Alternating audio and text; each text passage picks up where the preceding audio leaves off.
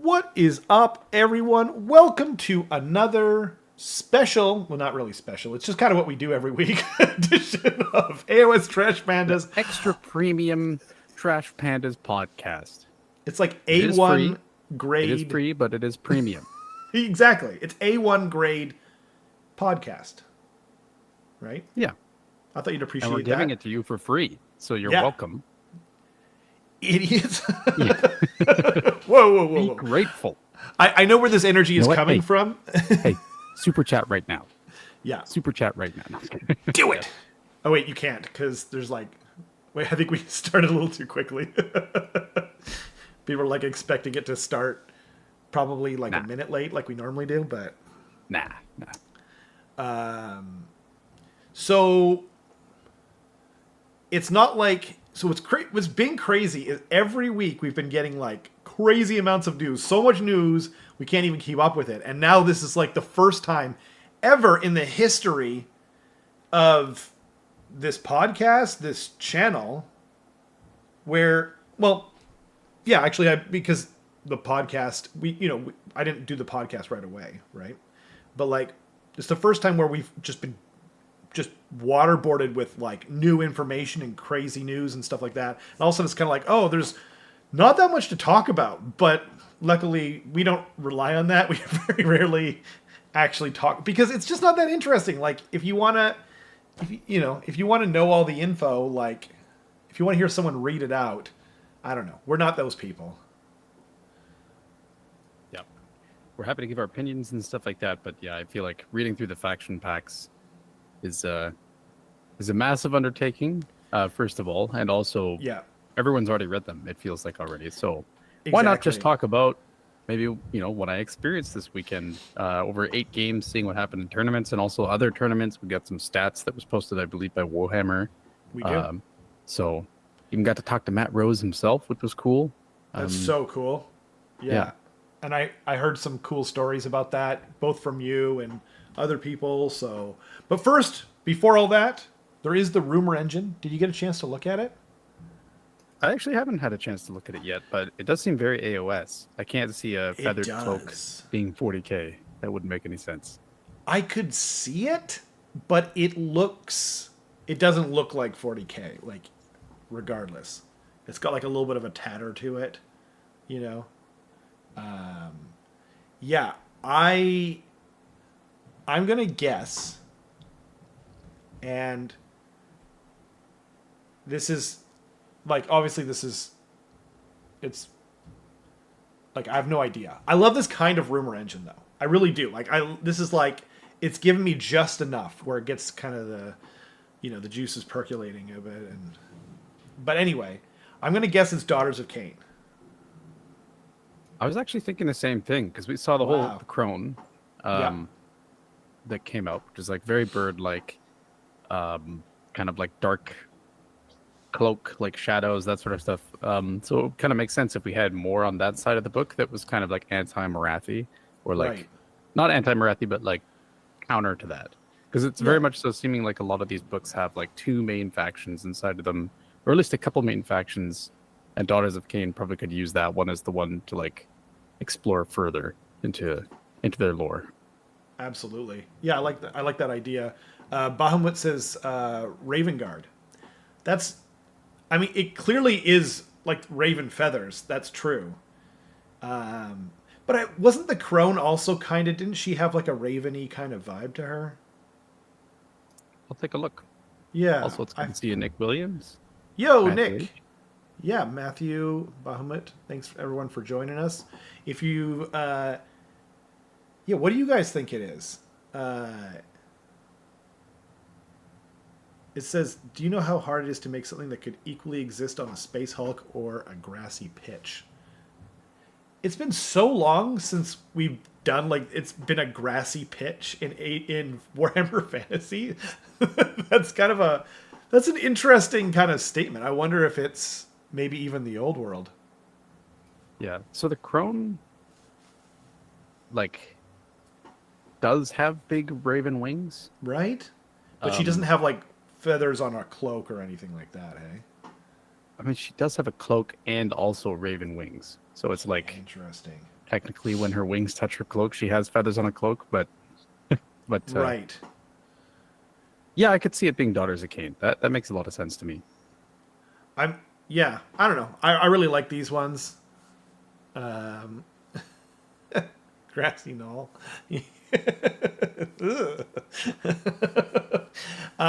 Anyway, so then we don't have that much to talk about, like I said, but next up was the Warhammer preview, and we are getting those starter sets that are coming. I don't know, man. Like what? It's like you can still buy Skaven Tide, right? Like some places sold out, obviously, but if you want to find one, you can. Yeah. You know, I don't know. Yeah, it's kind of like when so we went down for Tacoma this weekend, myself and other people in our club, and we went to a little store called Terror Crux Games. Okay. And I think they had 3 copies of Skaven Tide just sitting on the shelf there. And they had Skaven Tide at the event itself. Like, they're still around, for sure. They're still around, and again, that's not like that's, if you guys heard my rant last week, it's not a bad sign. It just means that they were not irresponsible with how many that they produced.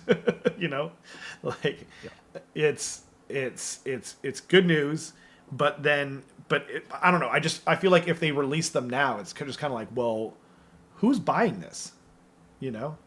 I mean, I guess if it's like you want to get into the game and you don't want to spend $300, I guess that's a fair call.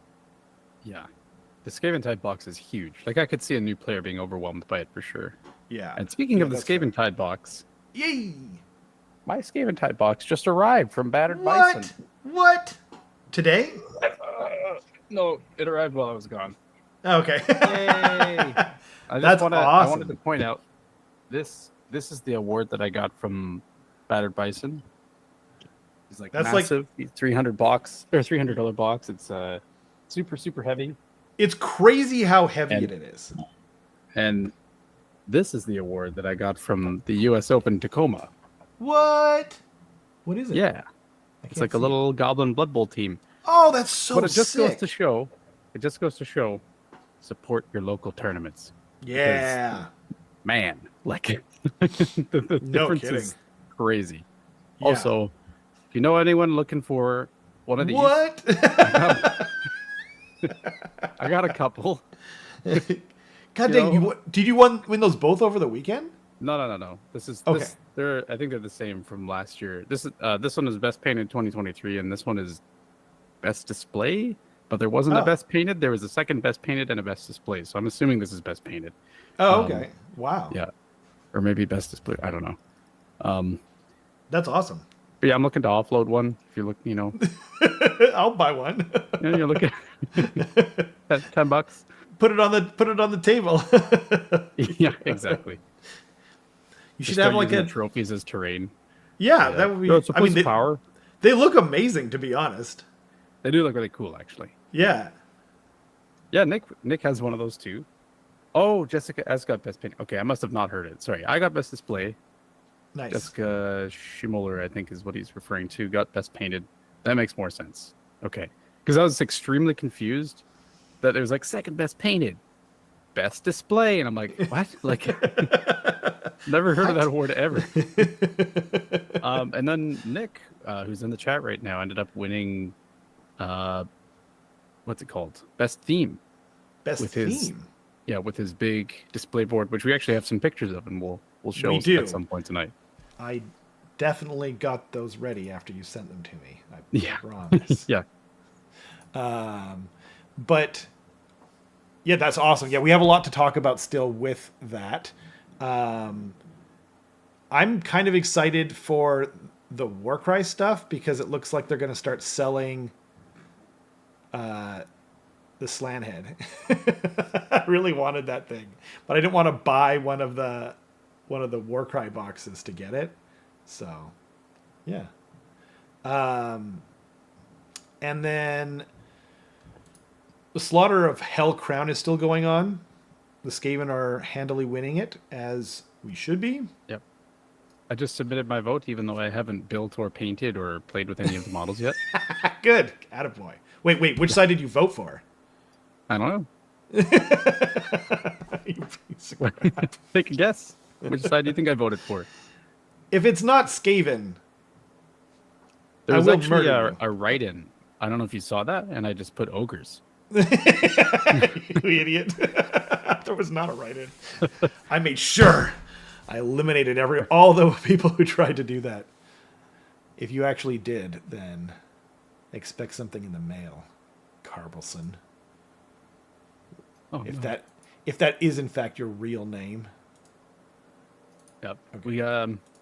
We got AOS coaching on the mispronouncing my name meme too. Excellent. At the start of the episode. That's so godlike. I didn't know that he knew about that.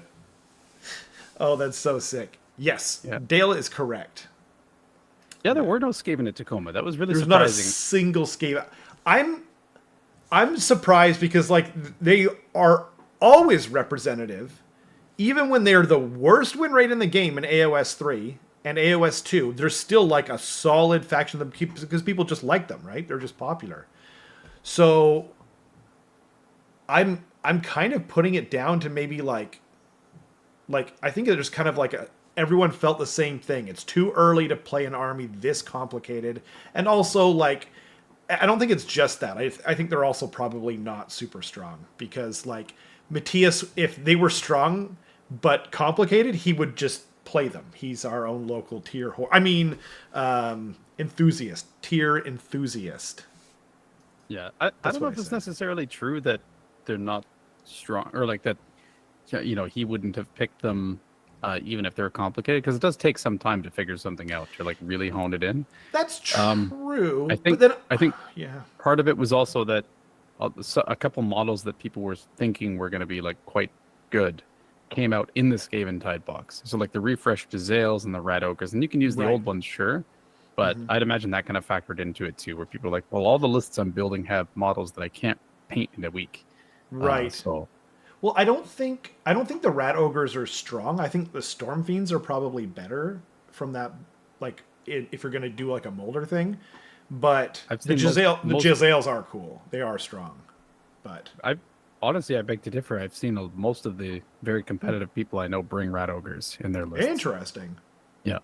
Huh. I mean, the models are so freaking awesome and so much clearly better than like the storm fiends, if I'm being honest. That like I'm trying to see how many I can fit in there. So I'm glad to hear that. I hope that that's true. Obviously, time will tell. But like you are, like if you're playing Molder, you're getting less bang for your buck with them because they don't have the quality of attacks. They've got like lots of attacks. So if you're getting like, like 20% more attacks from them, but they're, lower rend, lower damage, whereas compared to the Storm Fiends, you're getting, you know what I mean? It's you're just getting more out of it. But and I actually like I've been building Molder lists for fun. Like that's actually what I want to play. Even though like the Jezzail is one of my favorite units they've ever made in the game. I absolutely love them. I love snipers in general. I've always loved Jezzail. They've been around since antiquity. But I don't know, I really want to paint the Rat Ogres. And I just want to play them. I want to play with something different. Like we've had Scryer. Like Scryer was the first thing that got. Well, actually, no. Pestilence was technically the first time in AOS 1 that we had like a Skaven like army.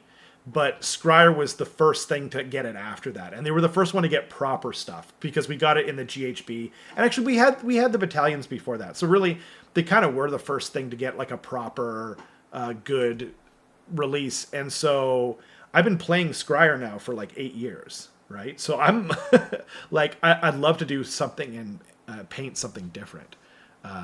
But the meta's still obviously shaking out. We don't really, I like, it's just so like, it's so far too soon that like, it's just, I think we're all just kind of guessing and grasping at straws mostly, like about what is good. Other than like, like there's a few outliers, and I'm not. There's a couple things out there that are a little overtuned, right? They're a little overtuned right now. or like, and it's not even like necessarily armies, like just the morbid conjuration. It's just like, okay, like, Yeah, everyone's bringing it. everyone's bringing it, and no one seems to disagree. You know what I mean? Like, you very rarely get that kind of consensus in the wargaming community. So I don't know, but yeah, Yeah. Yep. The singular Giselle, or the singular Skaven player at Dallas brought 21 Giselles. He dropped 0-3 and went to Meow Wolf. Whoa, oof. Yikes. What's Meow Wolf? Meow Wolf is like a chain of. I don't even know how to describe it. The one in Las Vegas is like a fake supermarket where it's like got this whole like fake narrative where you can buy like weird warped products. Like I bought like a can of industrial strength gender fluid and like a whole bunch of other like just like weird stuff like that. And then you go and you like open a freezer door and you walk into this like huge like underground cave system that's got like tons of weird technology in it. It's it's like a theme park, I guess, for adults. That's cool. Yeah, it's neat. It's like an escape room that you don't have to escape from. You're just like discovering things. Nice. Oh, that's awesome. Yeah, I don't know if the one in Dallas is the same thing. Oh, okay. Yeah. I don't. Yeah, I never heard of it. Clearly, I like the name. Meow Wolf equals acid Cody trip. said it in. Yeah. In much far fewer words than I. Meow Wolf equals acid trip. Yeah, that's right. Yeah. Yeah. If you want to do Meow Wolf on a budget, you just drop a tap of acid and walk into your local CVS. I think that's about all you should do. Yeah, I agree. Totes agrees. It comes down to model availability too. Talking about the Skaven, I assume.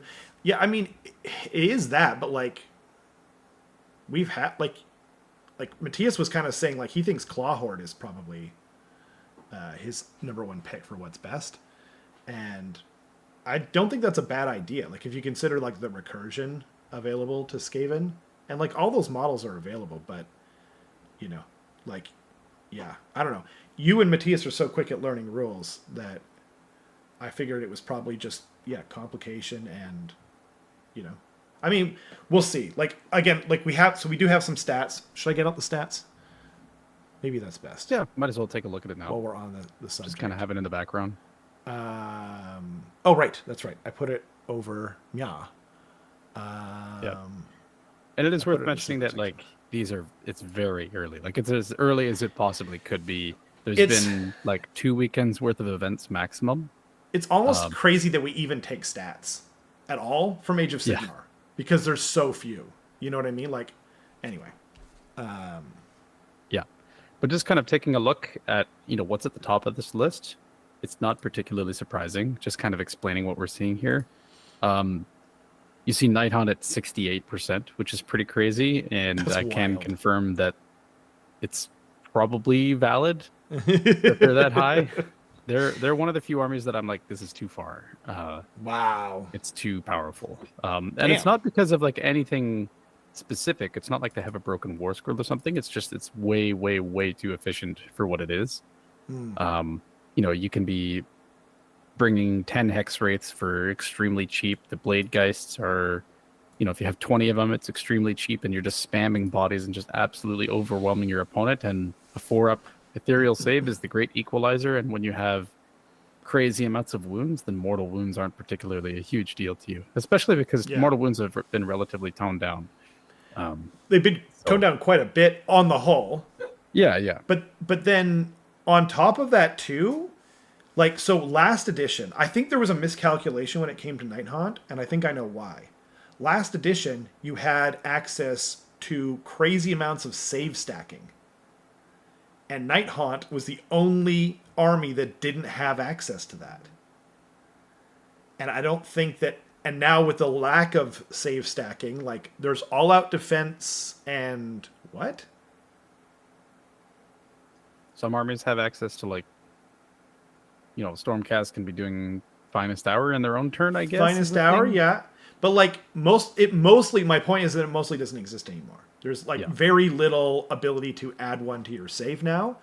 And so Nighthaunt is still sitting on their 4-up ethereal. And guess what? They kept the 5-up ward command ability. So like they were kind of competing at that level before. I think it was just that. I just don't think that they put that into the equation. You know. Yeah. Yeah, and as Cody just said in the chat, the battle formation. Oh my god! They have a battle it's formation so where insane. they can retreat and charge and run and charge and all that shenanigans.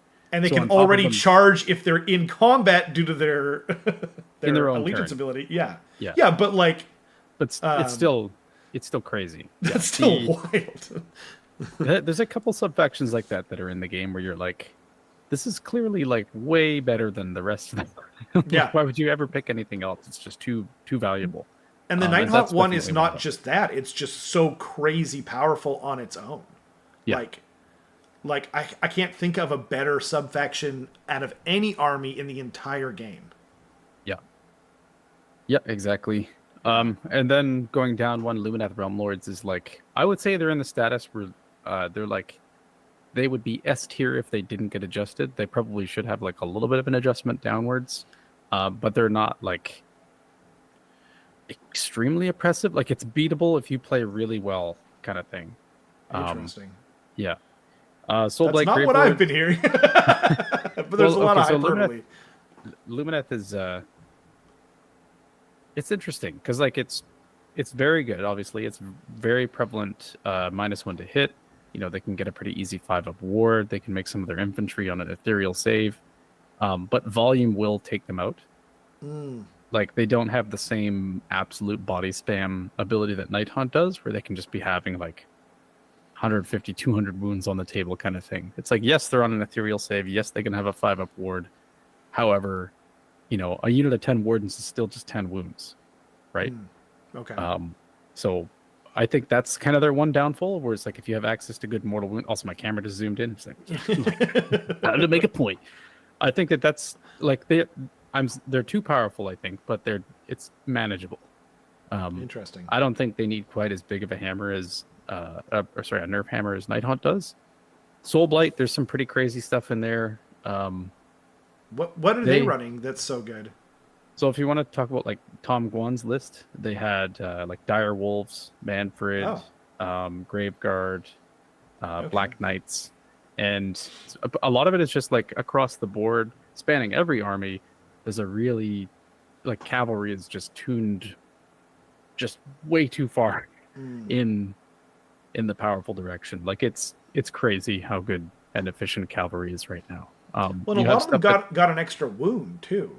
All of a sudden, a lot of them got extra wound. They got more damage on the charge. Like just taking Dawn Riders as an example, last edition they had 1 less wound, 1 worse save. They didn't get charge +1 on the damage, so it's like they're a screen if anything, which didn't feel right for sure. Yeah, that's true. But now you're seeing a lot of cavalry that can just zoom like 18 to 20 inches across the table and still charge you. So you got like, you know, Dawn Riders that can be doing that. Hex Wraiths can be going, I think, so they're 18 or 20 inches. You it's have 18 like because they're 12 normally. Right. Yeah. And then you have Vanguard Paladors, which have like, you know, run and charge and retreat and charge and run and shoot and all that. So they can just be zooming 20 inches across the table up into your face, shooting you and then charging you. Like there's a ton of stuff like that in the game right now where people just can be reaching completely across the board and just slapping you because like these cavalry hit hard. And you even look at something in Slanesh, like Hellstriders, what Matthias was running, and what is it, like 150 points, I think, or maybe less for 5 of them. But that's still 15 wounds on a 5-up save, and they've got a couple attacks each at damage 2 and rend 1 into infantry. Like that's crazy considering Noblars are like 30 points cheaper and they're just a screen, right? Right. So there's a lot of just like very oppressive, very fast units in the game right now, and they all kind of need to either. I think that's actually a War Scroll issue to me, where it's like you probably shouldn't have that many things in the game that are like that. And then if you do, like, what are you saying? Like, well, because like it probably doesn't feel right to have light cavalry be like 250 points or something crazy, right? I see. Right. That would be kind of lame if that was the solution. I think that they're probably just too good of a War Scroll, if anything else. So, like, you think they need to change a bunch of the War Scrolls that are cavalry that are overtuned? Movement just has to go down, I think. Huh. You can't have it's just crazy that stuff is going this fast. Like, and these Interesting. are units that are trading extremely efficiently. They can just kind of like walk around screens a lot of the time. Or in the case of like Blood Knights, for instance, they're only going 12, but they can just simply walk over infantry, Right. which is Yeah, that's kind pretty of huge. crazy because like it used to be like if you were 1 or 2 wounds or something like that. I can't remember the exact rule because it's changed slightly, but it's always been Yeah. like a wound cap on it. And now it's just like they can walk over 6 wound storm fiends and Croxagore because they have the infantry keyword, which is nuts. Yeah, yeah, that's interesting. Yeah, I mean, yeah, that's fair. What about Disciples of Zeech? I see that they're not that far down from Gravelords and Ze- Lumineth.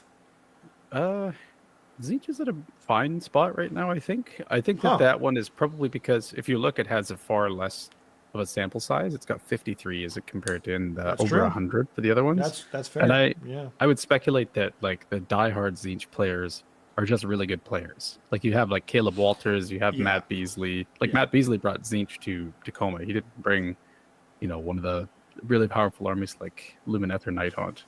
So I would Right. suspect that that's probably more player expression than anything else, which could That's also be why possible. Stormcast is at 45%, despite having some very good war scrolls in the army. Wow. Wow. That's crazy. Because with Stormcast, you're seeing like a lot of really good stuff. Like I said, like Paladors, long strikes are extremely good right now. Being able to run and shoot and redeploy and shoot and all that, or actually everything can redeploy and shoot. We found that out this weekend. And then Well, the that's crazy because like what you said. I mean, it wasn't just you. I've heard from a few people like Stormcast are nuts. Like there's a lot of good. probably need to do something to a couple of the War Scrolls kind of deals. What I was hearing, I'm not saying it's true. I don't know, right? Obviously, I'm not playing, but like it, I didn't notice that they were at a 45% win rate. So that's actually kind of crazy. That I didn't expect to see them I, there. I think a lot of that is because you have 221 people playing it. I think that's the most representation out of any other one here. Well, Which means and that you're going to have a lot of people that are like, I got Stormcast. I'm going to go to my first tournament. Or like, yeah, I'm yeah, not as experienced and I'm going to show up to this tournament and we'll see how it goes. And you probably had a lot of people just bring in the models they had painted as yeah. opposed to, bringing the long strikes and the prosecutors and stuff like that. So, It yeah. seems like it's definitely the most common army to start with in Age of Sigmar because of how the starter sets work, right? Like Yeah. Yep. 100%. Also just looking at, 221? Jeez. yeah, just catching up with the chat here. Yeah, good call. It says, keep in mind, Nighthaunt, or Cody says, keep in mind, Nighthaunt has also been shackled by 32 millimeter bases with 1-inch reach for the past 2 editions. Yep. Yeah, everything There's being also 3-inch reach that. is huge. Now you can have massive infantry spam units that are just, really efficiently getting their damage in. It's Yep. harder to corner tag them without taking a bunch of damage. Well, Um, and to Cody's point, like, or to our point, like that's on top of like what I was already saying. Like I'm trying to like give GW credit in a way where it's just like I understand where you were coming from, like why you didn't think that they were going to be as good as they are. But now, I get to play Captain Hindsight, like, well, yeah, like, like all those different things that, it's like, oh yeah, I guess it's kind of obvious now, but like only in hindsight. I get where they're coming from. And, yeah. I said this yeah, last week, but I don't, you know, like that would be a hard job to try and balance like every faction right at the beginning. You know what I mean? With a brand new rule set, like my heart goes out to them. So, yeah. yeah, and I mean, so talking, like I spoke to Matt Rose directly this weekend, and a bunch of people that were at the tournament did. He was very good about like fielding player questions, and he was watching a lot of the games and seeing what was going on. He directly said some things like, "This War Scroll's overtuned. This War Scroll's definitely going to go up." Just really kind of confirming a lot of things, and it's clear that they put this edition out, and the intention was they really wanted to see it in action right away at a big tournament like Tacoma, Interesting. and the Okay. Lone Star Open, and a couple others, and then just kind of do an early balance Sorry. pass on that. The impression that I got was that it's probably a matter of weeks away, the first battle scroll. I've heard that Uh, from more than just you now. Yeah. Yeah, and that's that's fine. I think like it's fine with me if like you release an entire index, which is Yeah. more than they've ever released at the same time before. And that's true because Yeah. in AOS one there were less armies, No, I was right? going to say that. Well, not just Uh, that. In AOS one, they're like, they didn't really. Well, there. I don't know that there were because we had like Tomb Kings and like that's crazy true. stuff that was in That's there true. that like shouldn't have been. But like, but also, they didn't have like points back then. Yeah, Like the books didn't have. We didn't have proper. We didn't have spell lore. We didn't have anything back then. It was just the War Scrolls. Everything was done on the War Scrolls. So, I think that's still right. You know, it's way harder now. Yeah. Are we talking 2K armies, Marcus? I'm assuming you're referring to the stats. Yeah, this is only GTS, so 2,000 point, which is where you have to balance the game at. You can't balance the game at like, yeah, 1,000 points. Yeah. yeah. I just 2000 got to points grab is- water. I forgot to grab one before the show started. So continue. I'm- I can hear you. So just kind of looking at the chat, we see so Jojo Mojo says personally think that Soul Blight is better than Night Haunt. Night Haunt is just easier to play and grasp early on the edition. Yeah, it's very clear that a lot of people really, kind of grasped onto this is a super efficient war scroll. I am going to spam it, and we see that in Night Haunt. We see that's a little bit in Soul Blight, but as you said, there's a little more nuance to it. We said that in Ogres, even with Gluttons, Right. people being like, I'm just going to bring 42 Gluttons. How about that? Even though Yeah. it might not necessarily be the most. Who the said best I'm going to screen my gluttons with other gluttons? Yeah. Yeah. In our I don't remember who said that. Yeah, it might have been Alex. That was so funny though. Whoever said that. Yeah. Yeah. Then we see, my reinforced Agrodons did a guaranteed 20-inch plus charge in multiple games. Yeah, Bryce. That's I'm assuming with the heroic trait, right? It Yeah. gives you an extra 2 inches of movement. Right? Well, there's also there's a lot of stuff that gives a lot of movement to Seraphon, and I think Bryce was just spamming Agrodons and light cavalry as well. That's the charges. way to like. That's the army that I wanted to play. I wanted to have a bunch of Agrodons and a bunch of Saurus warriors. So. There were, I don't think there were any Source Warriors. It was all just Raptidons and Agrodons. Well, that's just what I wanted to play. Like, I don't want to only have Agrodons just because I don't like spam lists in general. And like it's the army I always wanted to play, or I kind of did play back in the day in fantasy. And I would say my time is nigh if it wasn't already nigh with another army. Hello, everyone. Good to see you. Yeah. So, also I just saw in the chat. Who said it? Sorry if we're not keeping up with the chat, guys. It's okay. Jojo Mojo said, "Wait, everything can redeploy and shoot." Yes, everything can redeploy and shoot, and the reason for that is because if you look at the shoot ability, and it just says pick a friendly unit that has not used a run or retreat ability this turn to use this ability, then pick one or more enemy units as the targets of that unit's attacks. Effect resolve shooting attacks against the target units. But then, if you go to covering fire, it says in the effect resolve shooting attack. Or sorry, declare pick a friendly unit that is not in combat to use this ability. So it does not say anything about not having run. There's no qualifier for that. I thought a redeploy counted as a run or something though. It does. It does. Okay. But I'm saying that in covering fire, which is if you redeploy, you can still use covering fire in the shooting phase because there is no such you can't run filter for covering fire, the ability. Because in the effect of covering fire, it doesn't say that you can use the shoot ability. It says resolve shooting attacks. It just copies the shoot ability's effect. Right.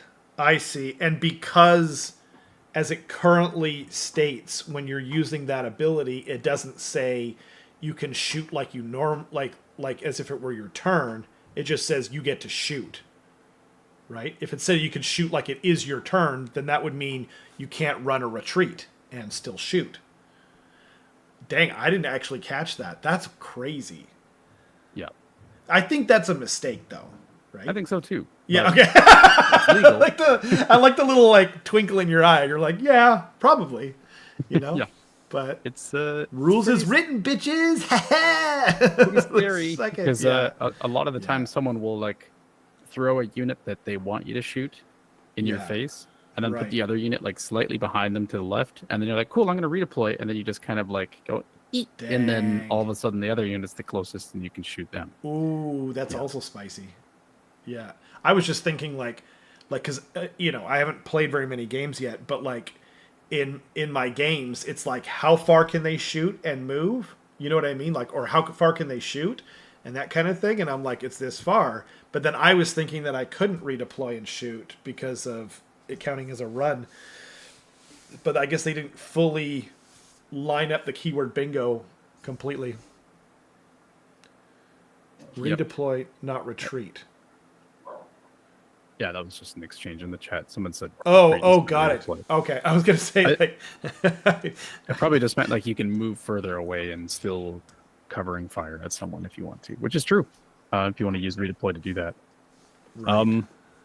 But yeah, there's a couple other interesting things on this list. We see Slaves to Darkness at a 55%.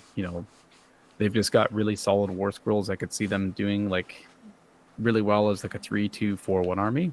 Right. Just because they're a little slow. Their cavalry only moves 10, and they can get a 3-6 charge though, which is kind of nice. But it's on a spell cast, which is different than just saying, I spend a CP and I'm in your face. Absolutely. Yeah. Interesting. Well, I also think that like some of these, like Eric was talking about them. He took Slaves to Darkness to Tacoma, and he was saying like I learned so much, and he's like really revamping his list. So like, and I mean obviously this applies to every army, but some armies it's going to apply to more. Like someone said, I heard from multiple people that they thought that Soulblight was actually the best, army, but some armies just take a little more figuring out. And Zeech is actually one of them. Like, I wouldn't be surprised to see their numbers go up. But also, what you said is also true. Like, there's a lot of... I think they tend to lean towards higher skill players, people who are just more into, like, the really complicated stuff. And also, it's another very small sample size, Not as small as Beasts of Chaos, but... Yeah, like we see Bone Splitters with 13 results. You have to be a tactical... You have to be a tactical genius to play that army, and it's reflected here. Every Bone Splitters player is basically Napoleon. Basically. Yep, that's true. Yep, and then we see some surprising things, like we see Khorne going almost from the absolute top to the absolute bottom, which is pretty crazy. Yeah. That's I think that's probably because there's a couple armies that just do what it did better. Maybe. Or maybe it's just that it doesn't even matter anymore. And if you have a lot of stuff that can be like retreat and charging, well, if you have tons of stuff that's like, cool, you want to murderless me? I just retreat and charge, so I don't care. Like a lot of stuff like that. I guess that wouldn't apply. Interesting. But like, well, it would apply against Nighthaunt, I suppose. Yeah, and I would say they probably are a little overcosted with a couple other things too. Like I think the Bloodthirster of Unfettered Fury is like over 500 points now, so that's a lot. And then you see Cruel Boys slaps, way down at the bottom. Sorry, he does slap though. Yeah. They slap and they're harder to kill than ever. Like they just get the 5-up ward now, and so yep. Cruel Boys being at the very bottom. That's surprising to me. Actually, I think that's the single most surprising thing on there because I thought they looked good. Yeah. Why do you think that is? There's a couple reasons. So like, okay, Dirty Tricks is a very good ability mechanic. Where it's like, let's say you have a whole bunch of gut rippers, you have all the buffs. They're doing damage 2, or they're doing mortals on 5s and 6s. They you charge into them, and then they do the dirty trick to make you fight last so that they just spike you for like 30 or 40 mortal wounds or something. Yeah. Definitely something that can happen. But gut rippers run like 5 inches. They're extremely slow, and they're just kind of very slowly pushing up the table. And it really seems like the name of the game right now is just moving lightning fast or even teleporting. And I suspect that they don't have cavalry. So Yeah, and I suspect that one Huh. of the other reasons that Night Haunt is so powerful right now is because they have access to not only extremely efficient like hammers that are also kind of anvils, like the Blade Geists Yep. and Hex Wraiths, but they Yep. also have access to Dreadblade Harrows, which can teleport in every single movement phase, which Right. means that if your opponent has to like push their entire army into the center of the board just to come and try to fight your army, all of Right. a sudden the Dreadblade Heroes can just teleport onto an objective behind them and then prevent them from getting Wow. like one, two more, or like another tactic that they thought they were That's going to definitely get. a War Scroll issue. Yeah, it's a and so yeah, just like this Huh. hypermobility is a really important thing. Or in Soulblight Gravelords um, sense, it's denying your opponent mobility with like dire wolves, for instance. So I I see. think that that's definitely the name of the game right now. That's probably why ogres seem scary right now too. Is that like on average the foot ogres got faster? Slanesh, the same thing's kind of happening where it's like you make one unit euphoric, zoom it 20 inches across the table, it absolutely slaps something, and then your opponent can't really punish you for it. So yeah. Right. Swaggy Shadow says, Um, "Sup, person? Hello. How's it going?" uh, Alex says KB looks great, but they also look swingy and hard to claw. So I Yeah. assume, as I know Alex is a Star Trek fan, he means they're hard to claw, like the Klingon phrase, and not hard to play, because, like I said, he's a Star Trek fan. So I'm going to assume I'm right, Alex, and agree they are very hard to claw. Yeah, Yep. because I believe it means die well or something. I, So, I have no like, idea. I think they just die like little, you know, idiots. So, That does make sense. yeah. I think that Cruel Boys especially suffers from the destruction battle tactics. Destruction has like There's that two too. battle tactics. Yeah. Yeah. One of them is basically like charged with 3 units that started wholly in your territory and ended wholly outside of your territory. So that just inherently means you need something really fast Yeah. um, Well, there's to a get lot of out. battle plans now that are split down the middle too. So it's Yep. just like, yeah. Yeah. That's one of the reasons why I think the subfaction in FEC is just so insanely bad. Like if there wasn't a single one where that was true, if they were all like corner and like different things like that, but when half the board, anyway, I'll stop. Yeah. Yep. Yeah. Exactly. Speaking of Um, FEC, they're down at 43%. Undeserved. I think someone just hasn't cracked it yet. I think Oh, that maybe. FEC. I think FEC is actually extremely good. It's just that Really? yeah. I just think that someone hasn't brought the right list to a tournament yet. And what I do you think think that is good in there? Usharan is very good. Just He's first of good all, for sure. Yep. No, I agree with yeah. that. There's also just like a lot of value, like efficient war scrolls that we've been He's a seeing. lot of points though too. I Yep. I don't know like I don't know like I find that they're like they kept the one thing that I really didn't like about the army, which was the NDP. It's like Yeah. it's like why are we still doing Age of Bookkeeping in AOS 4? Like I thought we were saying bite all that garbage. And like it's hard to get NDP now. You know what I mean? Like without +1 to cast, I'm like not getting off my spells, and so like the only one that got it was Gourmain in our battle report, and he was the one sitting on the chair. And I think he's actually really good because he's only 120 points, and he's just pointing and clicking at something on a 3-up, and you can't even interact with it. He's not even a priest. So, Yeah. but yeah, I don't know. Like I definitely think the what do you call them? Anyway, it doesn't matter. But the big guys, or for me, big gals. Horrors. Yeah, thank you, Crypt Horrors. They're definitely like significantly worse. Like they're the same points, and they don't have any like extra damage and that kind of thing. So yeah, anyway, I don't know. But I'm interested though. That's interesting. Daughters of Cain is another one that kind of surprised me. Also undeserved, I think. Yeah, right. There's again, they just have like some really efficient war scrolls. They Yeah. like Blood Sisters is really good, or are really good right now. Basically what I've been hearing is just like ignore Marathi, spam witch elves, and like foot elves essentially. And What about the warlocks, the cavalry? Whatever they're Doomfire called. warlocks also Yeah. very good. Yeah, like Yeah, right? cavalry that is a wizard and also super fast and also yeah, just good for battle tactics, good for casting and manifestations and stuff like that. Like that's just super super nice. Um, Well, and like yeah, what's funny about that too, like I have like a kind of theory that lines up with some of the other stuff we've been saying.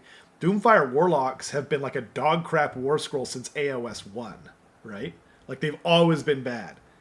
And so I wonder if like most people just don't have them built and painted. You know what I mean? And it's just like, oh crap, they're good. You know, but they came in like every box set, so they'll probably start rolling out. Sleeper, Jojo says, yeah, that's what I'm thinking. yep, I could definitely see that. Low representation, as we saw too. I think a lot of people probably didn't bring. Like, it could also be that most people who had Daughters of Cain armies probably just had like Marathi and a bunch of bow snakes or something like that. Not everyone is Right. Dale Johnson, who has like a million witch elves and blood sisters and stuff just ready to go. Veronica So does. that's true. Yeah. Because that was what was good in AOS 1. That was like the book. Yeah, the Yep. snakes were actually terrible back then. So, Oh, interesting. I did not know yeah. that. She was playing like 90 witch elves, like 3 units of 30. They were awful. Terrible. Oh, oh, good to know. That's interesting. Baffle, you think horrors are scary, huh? Like, I'm curious as to why. Like they don't have, they have Ren 0 unless they're near something, and then they're also like they don't have access to the damage buffs that they did in the last book. So that's interesting. They killed avatars / Crone. They killed them. That's true. Terrible. Not great. Maybe we'll get like a new one, Dale. Like we'll get a new avatar model, and then that's when they'll like make it good again. They'll make avatars great again. Yep. That's not an acronym that's been used before. Yeah. That's my own original one. TM. Yeah. You know what? And the hat should be red because blood. God dang it. Just makes sense. Just makes sense. Pat says, so I'm hearing seriously this time that more bodies than bullets tactic is the way to go. Kinda. Yeah. That's just what, because, yeah. well, maybe not necessarily, actually. I think it's you really just want to be outpacing your opponent is the big thing. Right. A lot of the battle plans are more like 3-3 split for objectives than they are meet in the middle. And a lot of the battle tactics rely on you not being near your opponent. Like a lot of the auto score ones, Right. especially for Order, who's just like, I want four units in all the different quarters and 9 inches away from everyone.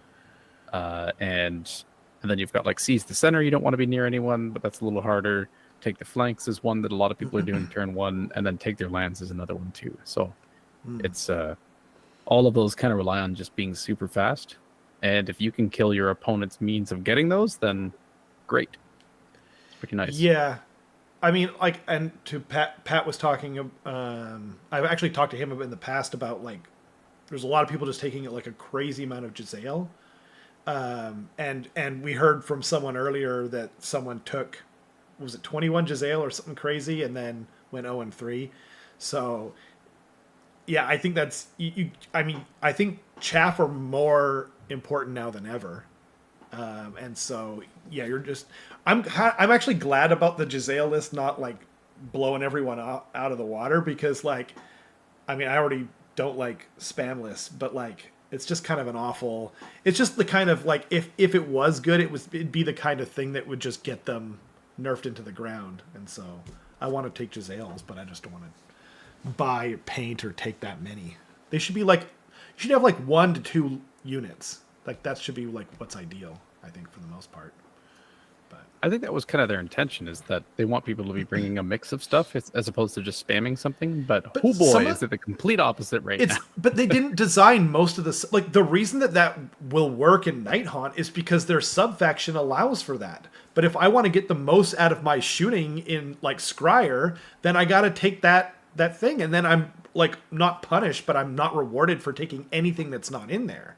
Right? I think that was the main like mistake in terms of army design, because also like if everyone has something good, you know what I mean, like in different ways to play that works across their whole army, then everyone is good and no one is bad. I mean, that's obviously not going to ever be true, but like, you know what I'm saying? Like, that's a little hyperbolic, but if you, but like, yeah, if I want to take, like, if you want to take what's on the front cover of Skaven Tide, you're going to be like, you're not rewarded for doing that, right? If you take some rat ogres, you take some scryer, and you take some clan rats, you know what I mean?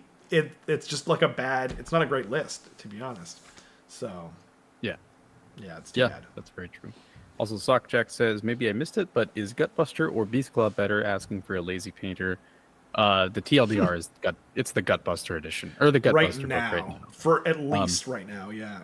And the main reason for that is because overall they reduced ogre speed. So like on average, BCR is moving 10 instead of 14 with Stonehorns, and then on average the Gutbusters are moving 6 instead of 8. But everyone has +2 to run. So what that basically means is that if you're running, the Gutbusters are moving the same speed as they did before, except +d6. Whereas with the BCR side, you're still moving 2 inches less than before, and then +d6. But the main difference is that in Gutbusters, you just simply have an aura around one dude that gives you run and charge. But in BCR, it requires you to get a prayer off, and you can only target one thing. So you can't just be rushing your whole army up the board and charging. You kind of have to send one thing at a time, and they're just not tough enough to be able to pin anymore. Right. So, and then there's obviously Gluttons, which are just like extremely efficient. So that's kind of what people are running right now. They've kind of just been brought more into line in a way. Like BCR used to clearly be way faster, right? Especially if you do like the or more movement because of the 3d6. What do you call it? Monstrous Rampage or whatever. But now it's like, yeah, I don't know. One's got a little bit faster and the other got a little bit slower. So, also like just Gluttons are so efficient. Gutbusters are just on average faster than BCR now. Wait, what do you mean? Like what? Really? Even though like one's cavalry? Yeah. The reason for that is because you can't take advantage of the speed. Like, sure, if you're just rolling dice and moving across the table, BCR is faster, but you can't take advantage of that speed, right? Because only one thing can run and charge in your whole army for BCR per turn. Oh, okay. Yeah. Whereas, like, you can have a tidal wave of 7 units of Gluttons running between 9 and 14 inches and still charging. Oh, I'm sorry. I totally misunderstood. So in Gluttons, your whole army can run and charge. Yeah. But in BCR, only one can. At most, because it's a prayer that goes off on a 4-up. Jeez, that's crazy. Yeah. I did not realize that. Huh. Now, and does that only go on BCR? That prayer only goes on BCR, yeah. So in a way, you're kind of rewarded for taking a mixture in BCR, right? Yeah, like a priest and stuff like that, sure. But well, I would say it's less rewarded than it is like it's necessary to, just because you can't make the most out of running a bunch of Stonehorns into somebody. No, but like as opposed, or I guess you're not maybe rewarded for it, but you're not necessarily actively punished. It's like decent synergy, basically, is what I'm trying to say. Okay. Huh. Take some BCR, some Gluttons. I mean, I guess like with the efficiency of Gluttons right now, you should, if you want to just play what's best, maybe pure Gluttons is best. I don't know. You're the expert. Yep. I talk about it on the AOS coach video that's going to be coming out soon, and I'll be talking about it even more and in even more detail on. We're going to be doing an Ogre Tribes deep dive probably in the next couple weeks. I think it's probably when that would make sense to do. That's awesome. Do you know when it's coming out? Probably next week. Obviously, okay. I didn't want to. I don't want to spoil. Like I wasn't sure if it's public knowledge or not. So, yeah. I mean, it's already recorded, so I'm not sure how long after that. Cool. Awesome. Well, yeah, look out for that if you're not already subscribed to AOS Coach. I don't know how you found us, but yeah, check him out. He's on YouTube. Actually, you got a really nice shout out from Honest Rob. Yeah, Honest Wargamer Rob. It was pretty funny because I'm like subscribed to his channel, right? And And then he was just like, yeah, like Carson's got a channel, like, well, what's it called again? It's my channel now. Saga of Dice? Okay. My favorite thing is when he asked his chat what the channel was called. The first response was just saggy old dice. That's a real fan. Yeah. That's an actual fan. That's someone in the deep lore. God dang. We actually need to find who that is. I'm not even joking. Oh, that's amazing. Bless them. Yep. Alex says Iron Jaws is the best Destro army. Iron Jaws is the best Destro army. Oh, he's shaking his head. Not right now. Isn't it clear? Wait, what about Giants? Are they any good? Oh, Sons of Behemoth. 48. Yeah.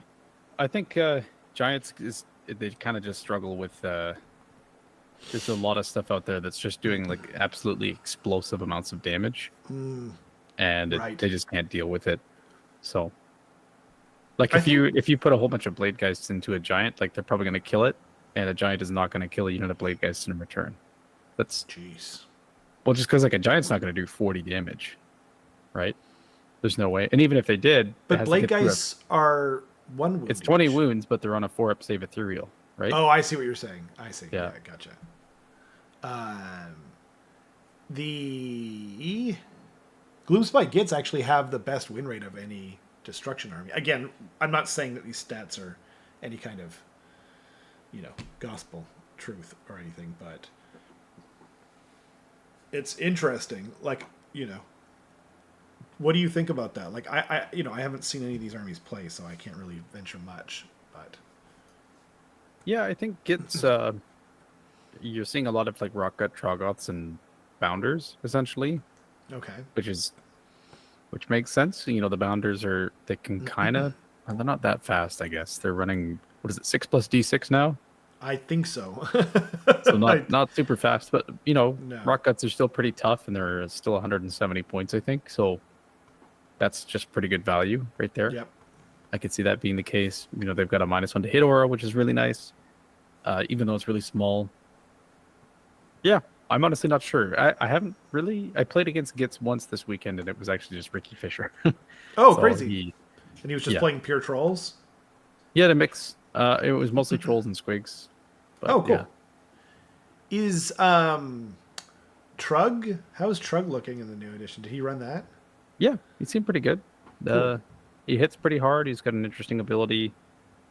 I think maybe he's not the most optimal thing. Maybe you just bring like more Rockguts or something like that. But fair enough. Yeah, he never was that optimal anyway. So unless you took him in his own army and then you didn't have access to magic properly. So yeah, exactly. Not much in the game can one-shot a unit of 20 blade geists in general. Yeah, it's tough because like chances are they can be getting a 5-up ward on those blade geists. So it's like it's not even 40 damage that you have to be sinking through on average. It's what is that? -1/3. Yeah. Excuse me, math here. Would it be like 60 damage? 53 damage. 53. Oh wow. So it doesn't work out that way because it's a 4-up save, right? It's not like it's if someone rolls hot on their 4-up saves, it's just screw you. I guess. I guess you could do the opposite as well. Like you can, but it's still a lot, right? It's just a lot of bodies that can really just stick around. There's good recursion too. They've got good healing to bring back like D6 models, and there's I think an artifact or a heroic trait, I can't remember which can just bring one of the units back for a CP at half strength. Yeah, Ruler of the Spirit Hosts, I think it's called. Yep. Yeah, that's really good. Spiky Shadow says trolls, that's the power of the book. Yeah, I think Rockguts being cheap is a big thing that's carrying Gits probably. It's just they're hard to move.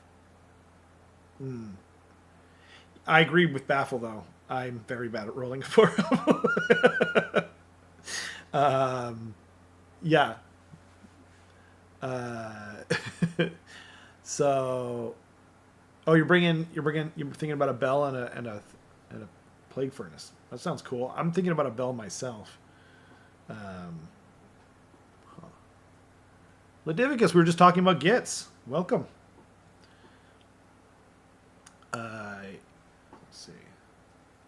There was a Gits list that went 4-1, and it was all trolls. Wow. Keith, welcome. Thanks to everyone for joining us, man. We've been having a great time in the new edition, and we like. And if you guys, if you're new here and you like what we do, maybe consider throwing us a subscription, or a like or something like that. It really helps the channel. Yeah, we're really enjoying all the new people that have been showing up lately, and of course the old folks home. Yeah, the seniors. Yep. Yeah. All of you. All of you. Yep. Just looking at the list again. Right. Oh, from the stats or whatever. Yeah. I thought Maggot King was going to be better, too. It's just speed.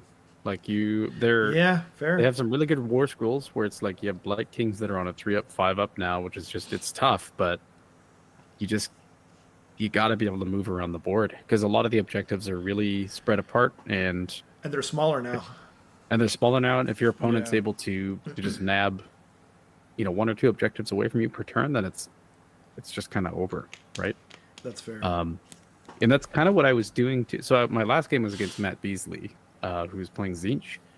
And what it kind of ended up happening was just like, I realized he can't really get out of his, like he has to castle because he has like Kairos, he has his Lord of Change, and he can't have either of those die. No. And they're not cheap units either. They're not cheap units at all. So he has like a bunch of horrors around them. He's got like a big... He's got a bunch of horrors? Yeah, exactly. It was weird, but I didn't say anything. Fair enough. Oh, thank you, Big Ron, for the gift membership. It's very kind of you. Helps out the channel a lot. And congrats, Mechrat, for getting it. Yeah. Couldn't think of a more worthy person. Except for Alex Butler, of course. For those that don't know, it always goes to Alex, and he's been on the channel, and I think he, anyway.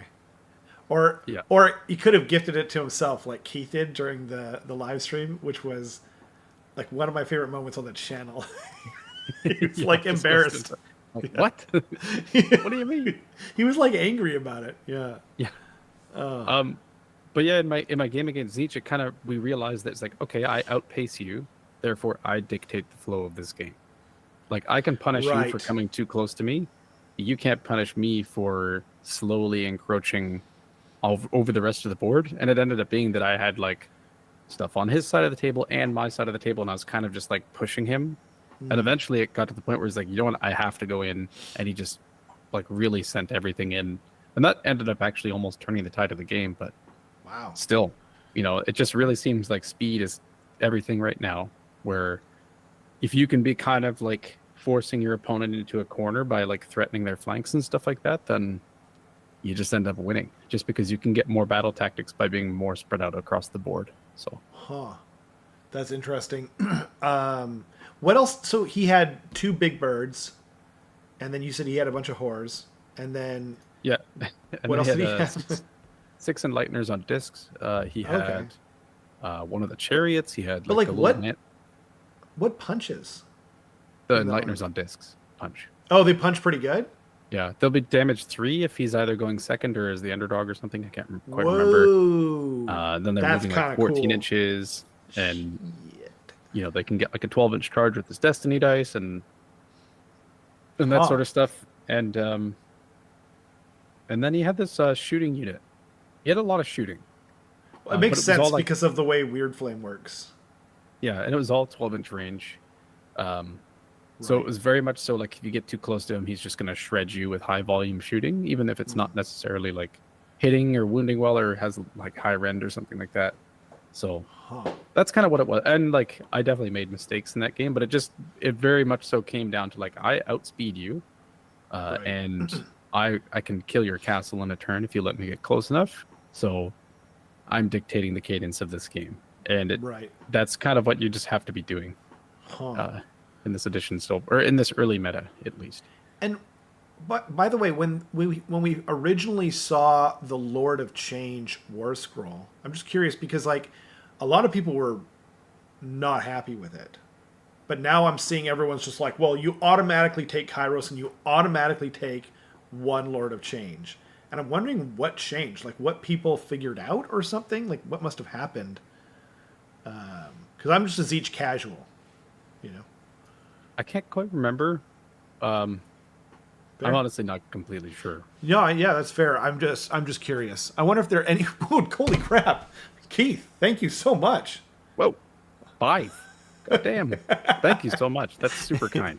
I'm. Rex There's K. one more coming. Right? No, it's Wait. 5. Yep. No. Yep. Okay, maybe it didn't pop up for you right away, but I was just like, if it goes to him again, I don't think it's possible. But if it, no, yeah, it couldn't. Oh man, yo, Keith, thank you so much for the big 5 gift subs. That is so nice. Thank you. That's amazing. We have to name another thing after Keith in the upcoming stream. Why don't we just name Kenrick after Keith? Name Kenrick. We'll get Kenrick to legally change his name. Yeah. This is our Keith. Yep. And you know what, Carson? Let's just throw in Kenrick's firstborn child. Yeah. Girl, boy, doesn't matter. They'll be named Keith. Oh, he won't have a choice in the matter. That's no. fine. Yeah. Yeah, that's He meaning Kenrick. yes. Yeah. Again, thank you so much. That's so nice. I'm curious to see, like, what are people in the chat surprised by for like the rankings on this list? Oh, sorry. Before I move on from the incredibly generous Keith's Sure. thing, I did add 2 more emoji in there. I've got the good vibes moon in there. So if you're a Gits fan, you can use that across all channels. and I added Hanzo the rat. And there's another one coming, but I can't reveal it yet. Carson knows what it is. But yeah, we'll get there.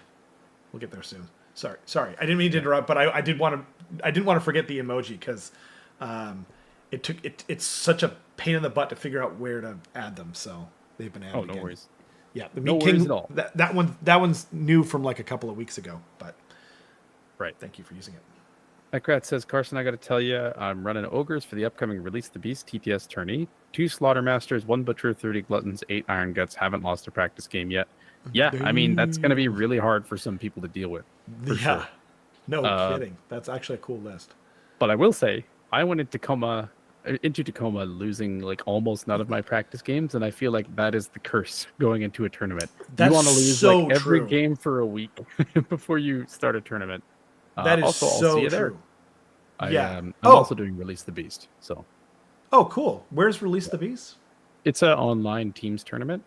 Oh, Yeah. cool. Oh, neat. I didn't know about Yeah, that. my team, I got pulled into some like super secret Discord at some point, and my team is like me, Fabian Barboos, Madigan, Fred Schmidt, John Anderson, Basil, I neat. think, Basil, and there's a couple others, and they're gonna give me crap for forgetting their names, and I'm sorry.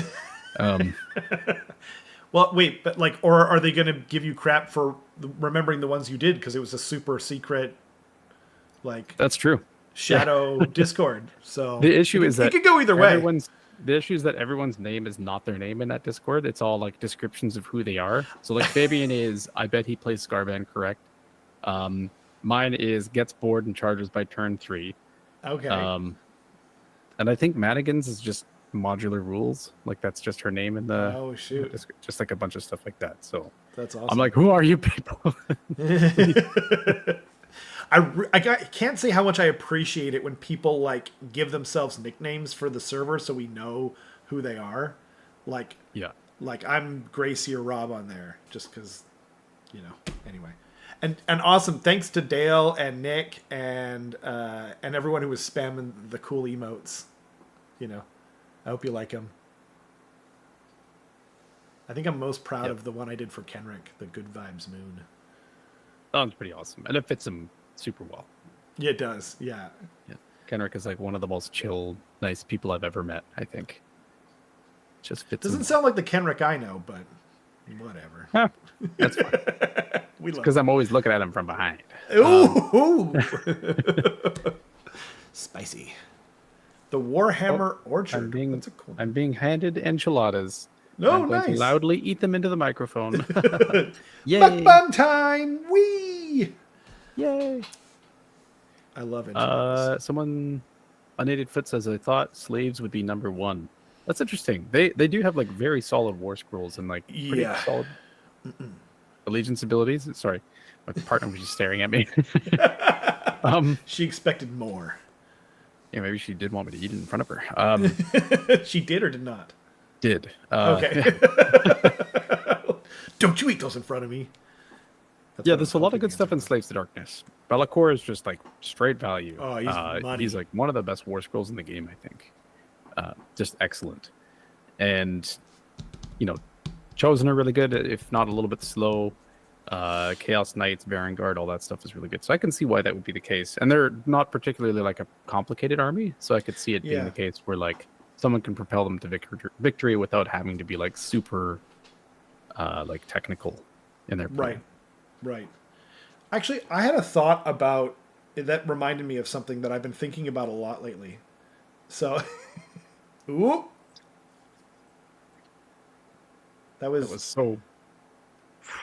Jeez. It was. I could. What's up? Oh, did it? I wish it would have been louder. Like I couldn't really hear it. So I am disappointed. I think everyone in the chat is disappointed too. So there's been a conversation lately. So actually, like this, I don't know if it segues or not. It dovetails at least into a little bit into what I was doing this weekend, which was watching. I was watching the biggest fighting game tournament in the world, the biggest open bracket tournament of any kind in the world, Evo Evolution Fighting Game Championship, and actually it was really cool, like because this guy won, and it was like a whole long story, and everyone was, everyone who watched it was crying out of happiness for the guy and whatnot. It was a really awesome weekend, but people were talking about like the balance of that game, and this does relate to wargaming, but like the idea behind they make the characters that are easier to play. Like if they're super easy to play, they make them lower tier on purpose. So, do we think that's a good idea in wargaming?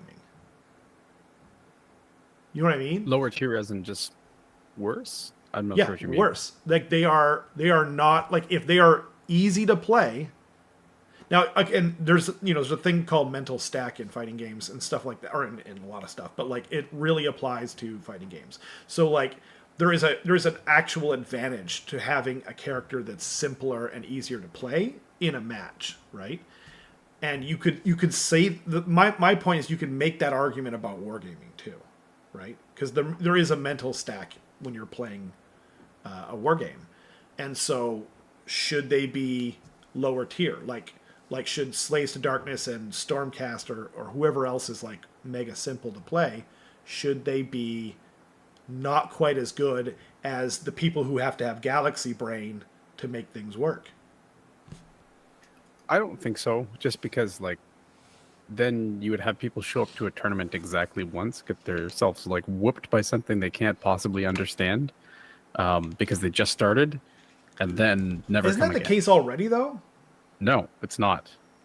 I think that a lot of the time, like people, especially like mid to low tables, are getting whooped by destruction armies, usually, where it's just like, this is super simple and I'm going to come and run over you. How about that?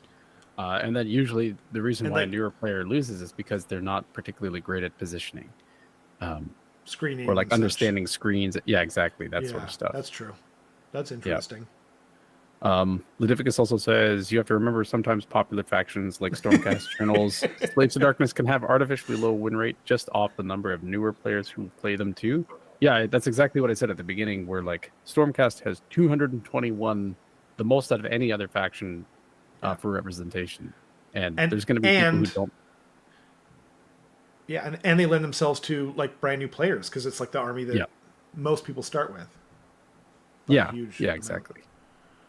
And like even Slaves to Darkness has a lot. 183 is like, actually, I think that is the second most. So they could be being pulled down by that also.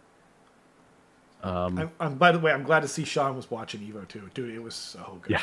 It was incredible. The only thing I was a little disappointed was like they always do announcements at Evo, and we just got like Terry from Fatal Fury or whatever, and they just got like a cinematic trailer. We were hoping for more. We were hoping for like costumes and different things, but yeah.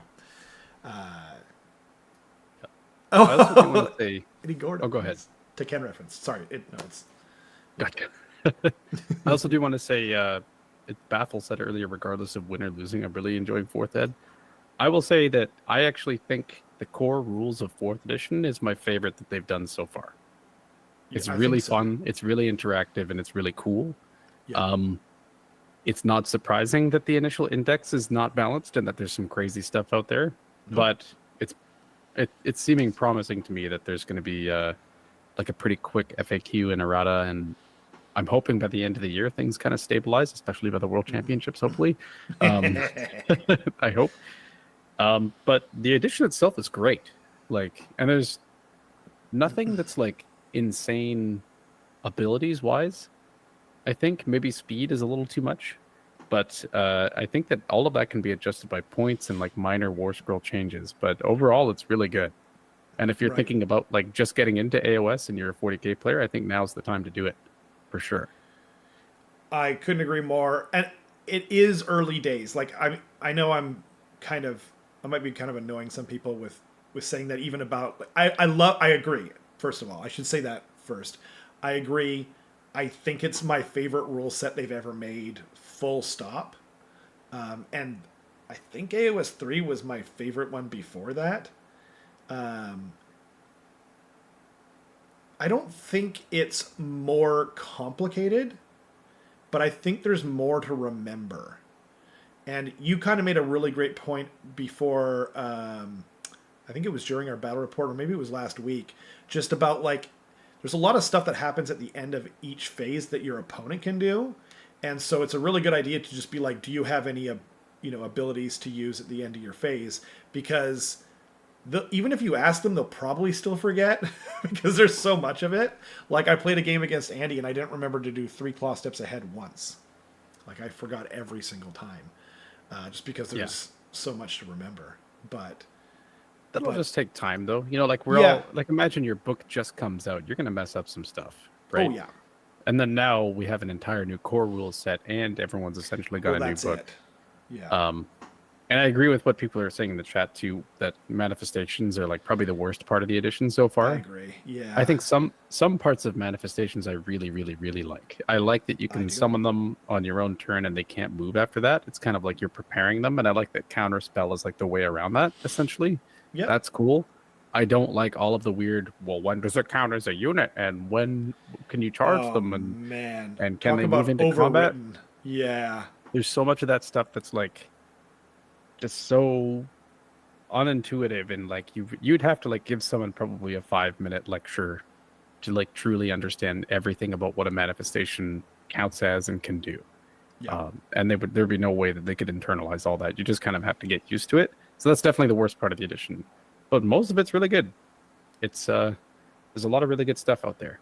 Terrain rules, I think, are probably the best they've ever been. They're definitely the best they've ever been because we've kind of never had them before. They've been terrible. Yeah, they've either been terrible or we just haven't had them existing in our game up until now. I think that the problem with manifestations is they were written in a way that like it created a bunch of interactions that they didn't intend, and then they kind of made an FAQ, but like it's kind of over designed to a point where like people in our club Discord were posting articles that explain stuff, you know what I mean? And I was looking at it like I've got access to my local Discord with a bunch of like rules lawyers and like highly super competitive people who understand the game really particularly well. And so then, I understand what's going on. I think I have a good grasp of it. But I literally said in our Discord, what kind of normal person has a grasp of their intention for these rules? Like it's got to be less than 10%. Like I've been on the, I'm on the Facebook groups or whatever. I moderate some of them. And like some people are just like, yeah, like you can do this crazy thing and this crazy thing. And I was just like, no, you can't. Like, and I don't, you know what I mean? I don't blame you for not knowing that because like, how would you know that? But yeah, anyway, yeah, that is that. And you've touched on this before too, but coherency is a little bit, it's finicky right now, and it takes too much time out of the game. And yeah, I don't know. It didn't actually come up as much as I thought it would at the tournament. Good. I I think just most people were like, I move this blob into your blob and I fight, and that's about it. And both players respected that, like, this is possible to do, and I know what you're doing, and I'm not going to nickel and dime you on like removing one model at a time. Like, it was totally fine, right? good, good. I'm glad to So, hear it. Yeah, I mean, like I pick up clan rats at least 2 at a time because they're dying in yeah, droves. Yeah, so I'm yeah, glad to hear that. exactly. Yeah, you would waste so much time if you're like one, two, Yeah, three, four. Like, yeah, it would be terrible. it was like Absolutely it terrible. was like Death Frenzy with Skaven in AOS 3, where you had to figure out coherency, and it's just like, oh, what are we doing here? But I mean, that's also partially people just being cool. Like that's just the community being awesome. You know, like that's Age of Sigmar, the community doing what we always do and just be kind of awesome, right? Whereas, you know, like, but there are going to be people out there that are going to have like a negative experience, and or it's going to take too much time because, you know, because it is like technically in the rules, you know what I mean, that you need to be. But like as they sit right now, you have to honeycomb your 32 millimeter infantry, you know. I don't know. And I think whatever. That's I think the main issue is that most people who are present online are familiar with TTS and play practice games with Tabletop Simulator. And right. Tabletop Simulator is millimeter hammer. You have a tool that's literally like, I'm That's true. 30.1 inches away, therefore you can't unbind my spells. Whereas in real life, someone would just be holding a tape measure Like, above their models, yeah, like and then 20 inches up on the battlefield trying to yeah, eyeball it. And you're just like, oh God. and what happens in real life is just like, I want to be outside 30, and your opponent goes like, that looks like 30 to me. You're good, bro. Like, you're not Yeah. going to be bringing out the calipers. Like, it's going to be Not both of in you just Age of want to get through the Sigmar. game, right? Yeah. Yeah, True. that's true. Yeah. It's one of those things like until we're playing on like hollow projected tables, this is just what it's going to be. And I don't even want to do that, just to be clear. Like the very nature of just picking up, like not playing a war game for decades and then coming back and just picking up a physical wad of dice and throwing them on the table and having them splash all over the place and just get random numbers. Like it's a joy that I will never be able to fully describe. It just felt amazing. You know what I mean? Like I was playing StarCraft and Street Fighter before that only. You know what I mean, in terms of like competitive stuff. And then you just come down and you're just like, you know, Alex rolls up to the table with his mother effing squig dice that are made out of bouncy ball material, like a jackass, and you know what I mean. He just takes out like Yeah. 40 of your models because they bounce like, you know, actual And he points squigs. at them and goes, "Oh, looks like they're out of coherency now. Yeah, Interesting." that does sound like Alex. I think he'll confirm. Actually, he's in the chat right now. Yeah, just scraping the paint off of your models with each bounce. Those things were heavy, man. Like you can imagine bouncy ball material. Those things were wild. Oh Yeah, man. Everyone demonstrates they can stagger lines in deployment. Then everyone acknowledge it's going to be a damn mess moving the units, and you can't legally break coherency, so you couldn't do it. Yeah, that's so yeah. true. Alex says my Soulblight Gravelord's game against Adam was so many times he was measuring and wasn't sure, and I didn't even get up off my chair and just said, "Sure, bro," and let him do it. Yeah, that happens a lot. We're Yeah, like, most of the time when someone's like, "Hey, I got the movement to do this. I want to do this," and then they get it like close enough, like even within like a half inch or something. You're like, "Go ahead, absolutely. you're fine. We I know mean, we both know what you're trying to do. It's okay." exactly. And I know, like, I'm to some people probably playing very low stakes when I'm playing on stream or, you know, when I'm playing with friends. But like we've all like there are people out there that are going to nickel and dime you on every little thing, even in AOS, right? But like generally speaking, when I'm playing with someone at the store or whatever, they're like, yeah, I'm okay. Now I'm moving into my movement phase, and I'm just like back in the, you know, way back when, I'm just like, okay, I'm gonna grab a drink. You know what I mean? Do you want anything? Like, I'm not even watching your movement phase, so you know, cheat away if you Yeah. want. But Yeah. it's just I I always get uncomfortable when like that happens because I'm like, I wanted to run things and I need you to see the dice roll. Like, And I've had people say that to me, and I'm just like, I believe you. You know, like, I've said this to a lot of people, you know, but like, if you need to cheat in order to win this game, then you cheat. You know what I mean? Like, then you need this more than I do. Like, that's fine. You know? Yeah, that's how I feel. yeah, My SBGL game with Adam. So I many already read times that he out. was. Oh, did you? I'm sorry. Yeah, no, it's okay. You jerk. I know. Baffle says I've also had it where both me and an opponent were like, this might be slightly out, but it's cooler if it's in, so it's good. Yeah, if something is like so close that it's not even. I think like the only time I've been particular about something like that was like when it's constantly in the other person's favor that it's like slightly in, and I'm like, okay, let's actually measure this because this has been happening a lot. Interesting. But yeah, Like like what? most, Like what kind of thing? well, like let's just say like someone's giving themselves like generous 12-inch auras, or like they're giving themselves like stuff like that all the time. That I'm like, maybe I'm gonna measure it this time because Yeah, it's fair kind of enough. crazy that Well, coincidentally you're getting exactly what you need every time, right? that's true. I mean, like, if it's a 12-inch aura, like, hopefully they're moving in a way. But then there's also like the thing, like, good friend of ours, Ryan.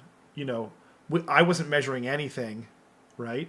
And then like, but I'm really good at like looking and telling the distance, you know, on stuff, and not from playing fantasy. Like, I don't know what it is, but like, and so like, if I look at something and I'm like, I think I can tell that this is off, then I'll get it out. And but what we were noticing is like when we were before we were doing what everyone does, because you're trying not to like scrape up your models and knock them over and stuff. So you measure up high, and that's just so inaccurate. You know what I mean? So we started using like rulers and stuff like that on the table, and we're going like, my God, we were actually way the F off, you know? So like, yeah.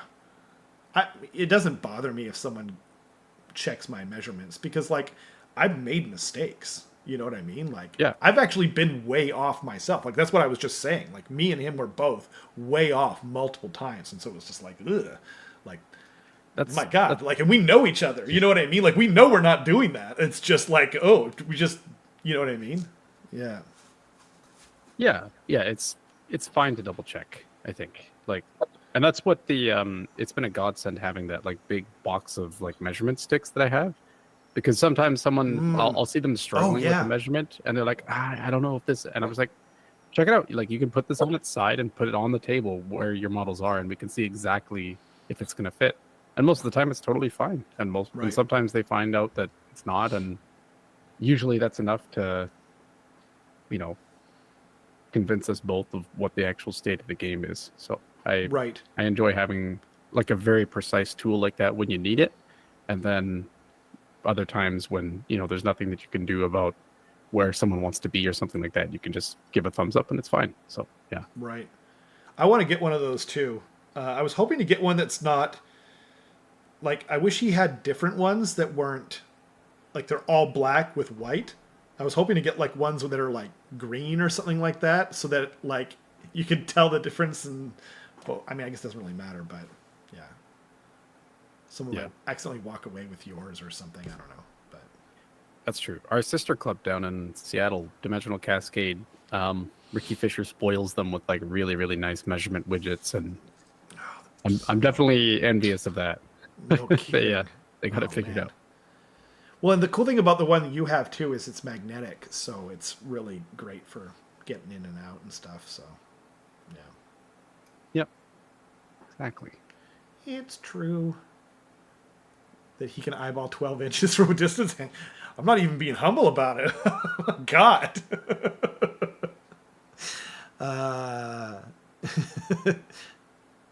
if someone has a flexible ruler like Carson is talking about for the rest of the game, measure and agree before dice are rolled. I don't think I understand that. Well, actually, maybe I don't understand because yours aren't flexible. They're like hard acrylic plastic. Although, like you can get Actually, one of the better tools that you can get for measuring stuff are the flexible, clear rulers that they give in a lot of the starter sets and stuff that GW actually does. Yeah.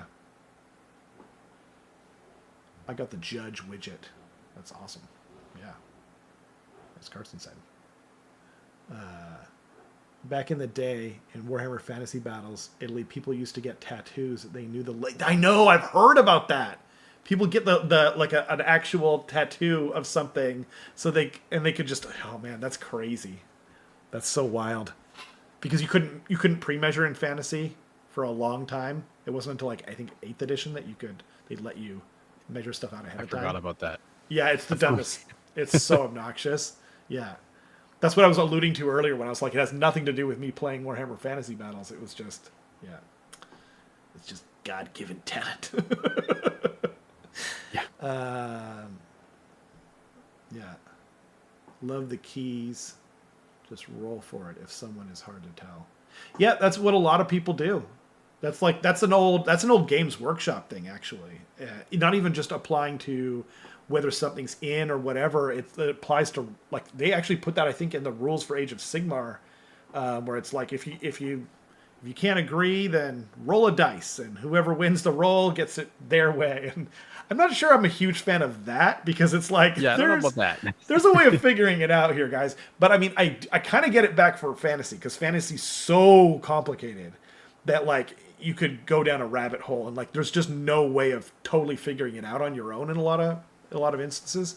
Yeah, but I think that's the 4-up makes a huge amount of sense when it comes to like measurements, because you can never possibly get precise enough, and if it's like a millimeter in or out or something like that, that's an appropriate time, I think, just to do a 4-up. Like, I don't know, man. Like, it's neither of us know.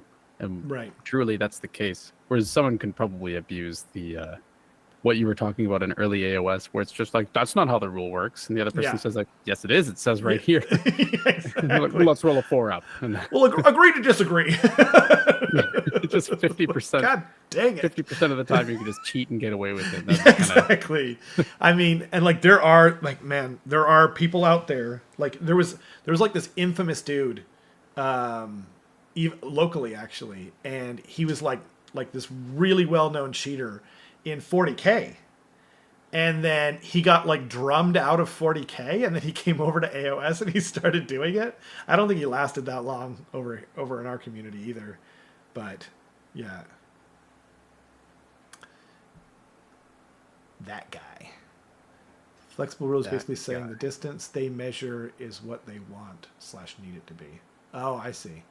Yeah, I mean, like, I think that's why it's such a good idea to play with intention. You know what I mean? Like I measured it, like I put them all in this buff. You know what I mean? It's barely in their buff. Do you want to check it? No, I'm good. You know what I mean? And I got to do this more. Like I used to be actually better at playing with intention.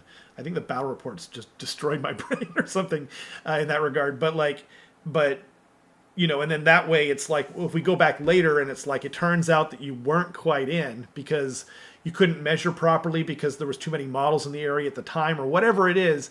And then it's just like, okay, well, we already, you know what I mean? Like you had your chance to check my measurements. So yeah, let's be cool. That's a really good thing to do, especially when it comes to like charges and stuff where you measure it and you're just like, say to your opponent, this is going to be an 8-inch charge. And they say, okay.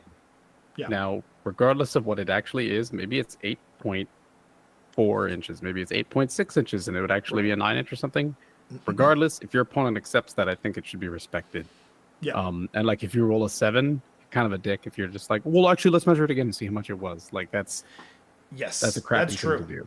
That is a crappy thing to do, especially, you know, yeah. No, I think as a general rule.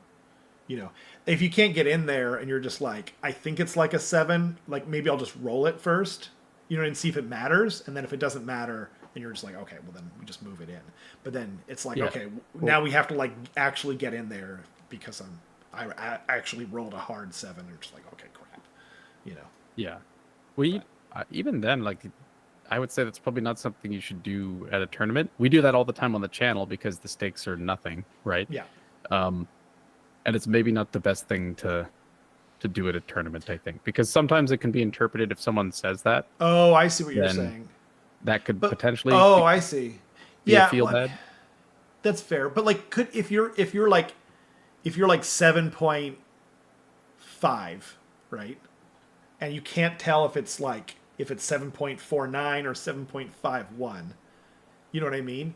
I feel like that's not that big a deal. Like, because you could just be like, okay, like, do you want, like, should we figure this out ahead of time, or should I just roll and then Yeah, if you make that super clear to your opponent, it's just like, I'm not sure exactly what it is. If I roll Yeah. exactly a 7, I need to measure this again, but anything else we'll know.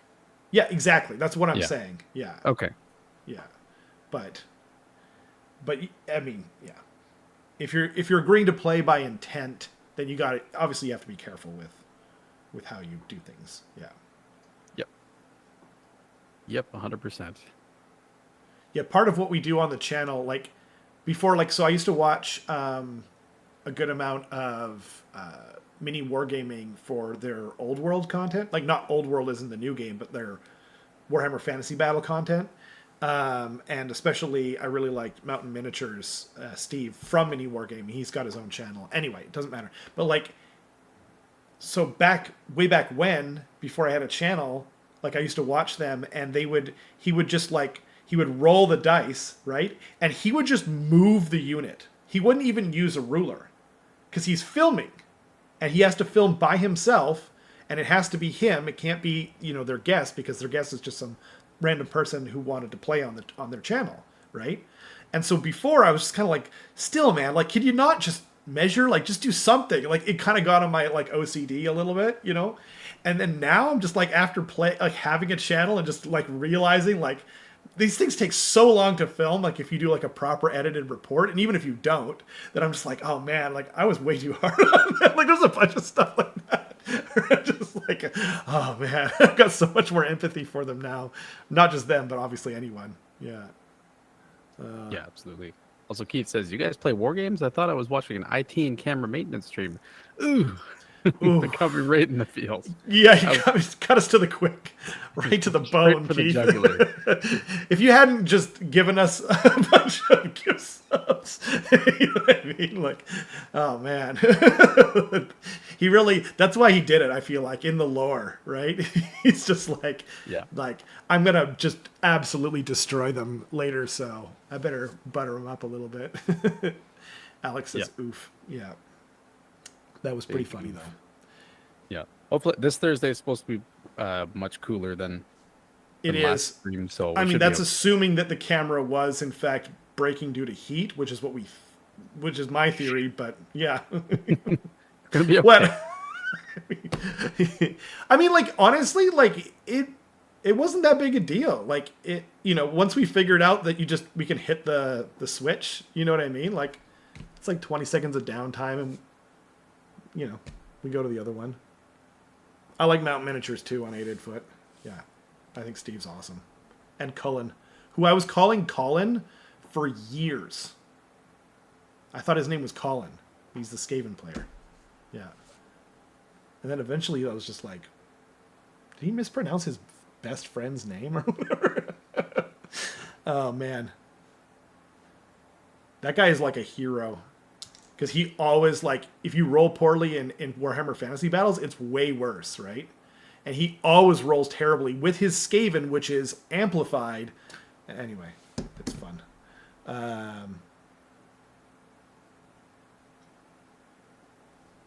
Every time my opponent said my Gorgruntas were 2 damage, I should have agreed with them rather than telling them that they were 1. Did that happen? That's crazy. Do they get more attacks now? Like, what's the deal? They did not get more attacks. They have the same amount of attacks. And they're 1 damage now?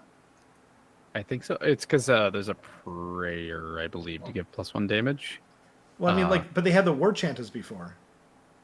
Yeah, but the War Chantas just kind of did it. Yeah. You just gave it to them, whereas now the War Chantas are priests. Yeah. And they have to pray for it. So it's not just extra automatic. Bad. Yeah. Is it unlimited, the prayer? I don't remember. Okay. I'm not sure. I don't know. Fair enough.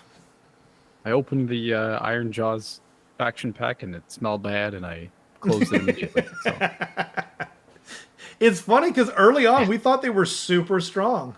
I mean, but we didn't obviously have all the info.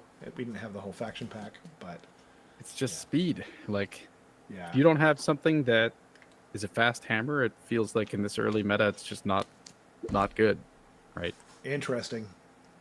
So like all the armies without cavalry are gonna kind of suffer. Ogres and Slanesh are kind of like getting by just because they have good access. Well, actually, Slanesh is good cavalry, They've fast got cavalry, yeah. but ogres are basically moving as fast as like heavy cavalry, probably on average. Like When Mornfang they're not good cavalry, I guess. Like they do have cavalry. Yeah, but they're only 9-inch move. Oh, okay. So, and they can only run in charge with a prayer, right? It's not They can great. only run in charge with a prayer. I see. Oh, right, because they're BCR. Yeah. Got it. Yeah. But I guess like the whole rest of the army, like it makes up for it with, relatively cheap but fast and hard hitting units. They have like a cavalry equivalent in their just regular ogres, is what you're saying, I guess, right? Yeah. Yeah, exactly. What are the armies? Oh, What's up? Well, I was just going to ask, like, as a general question out loud, what are the armies without cavalry?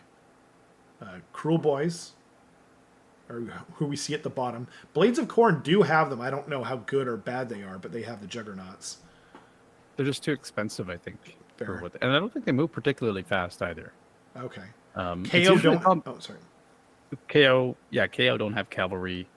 But they do have movement. Like they do have movement. And they've got KO does have movement shenanigans, but I think that their issue is that they're one. I mean, I don't know. I feel like someone could crack KO and they could be pretty okay. Right. But they struggle. KO is a very centralized army where they're like everyone has to be around like either this frigate or this ironclad. Yeah. And right now, what you need is a self-sufficient unit that can just reach across the board, delete something else, and then stick on a point or like take a piece of terrain or something like that. Whereas with KO, you can't really do that. Your whole army is just like taking up a decent amount of space, but it's not like spreading across the board to be able to, kind of dictate the flow of the game, if that makes sense. Yeah, I get that. Iron Jaws do have cavalry, but I guess they're not very good. Sylvaneth, they have cavalry. I don't know about their cavalry.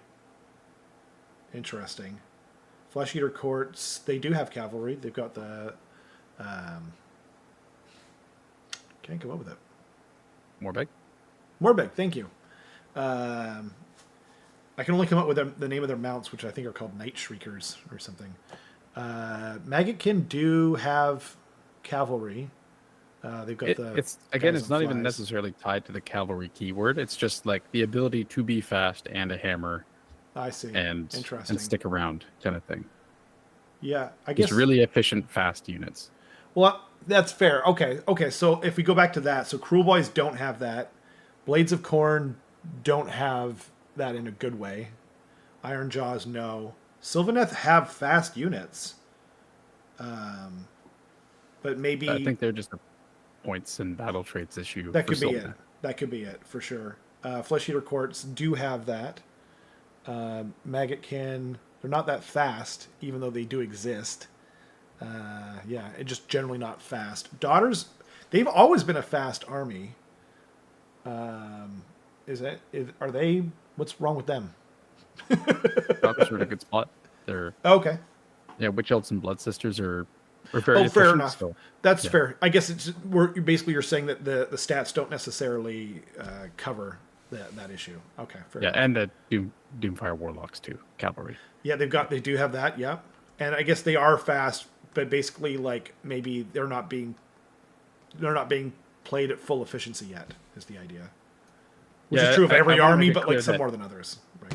I want to make it clear that like I'm saying cavalry generally because I have to speak generally about like what's generally broken about the game, but it's not as if you look on the war scroll and say it's got the cavalry keyword. This means it's good because Carson said so. Like, not totally. The case. Totally. No, I'm just trying to figure out just trying to look at different stuff and see what has fast, hammers.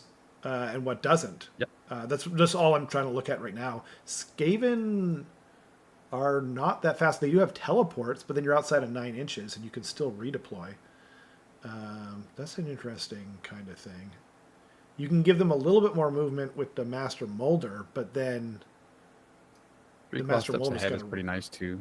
That's true, and it's very tricky, and it's in the hero phase. It's actually freaking awesome, and it's not you're not redeploying or doing something like that where, you know, the dice can be fickle. Like you're just moving your movement.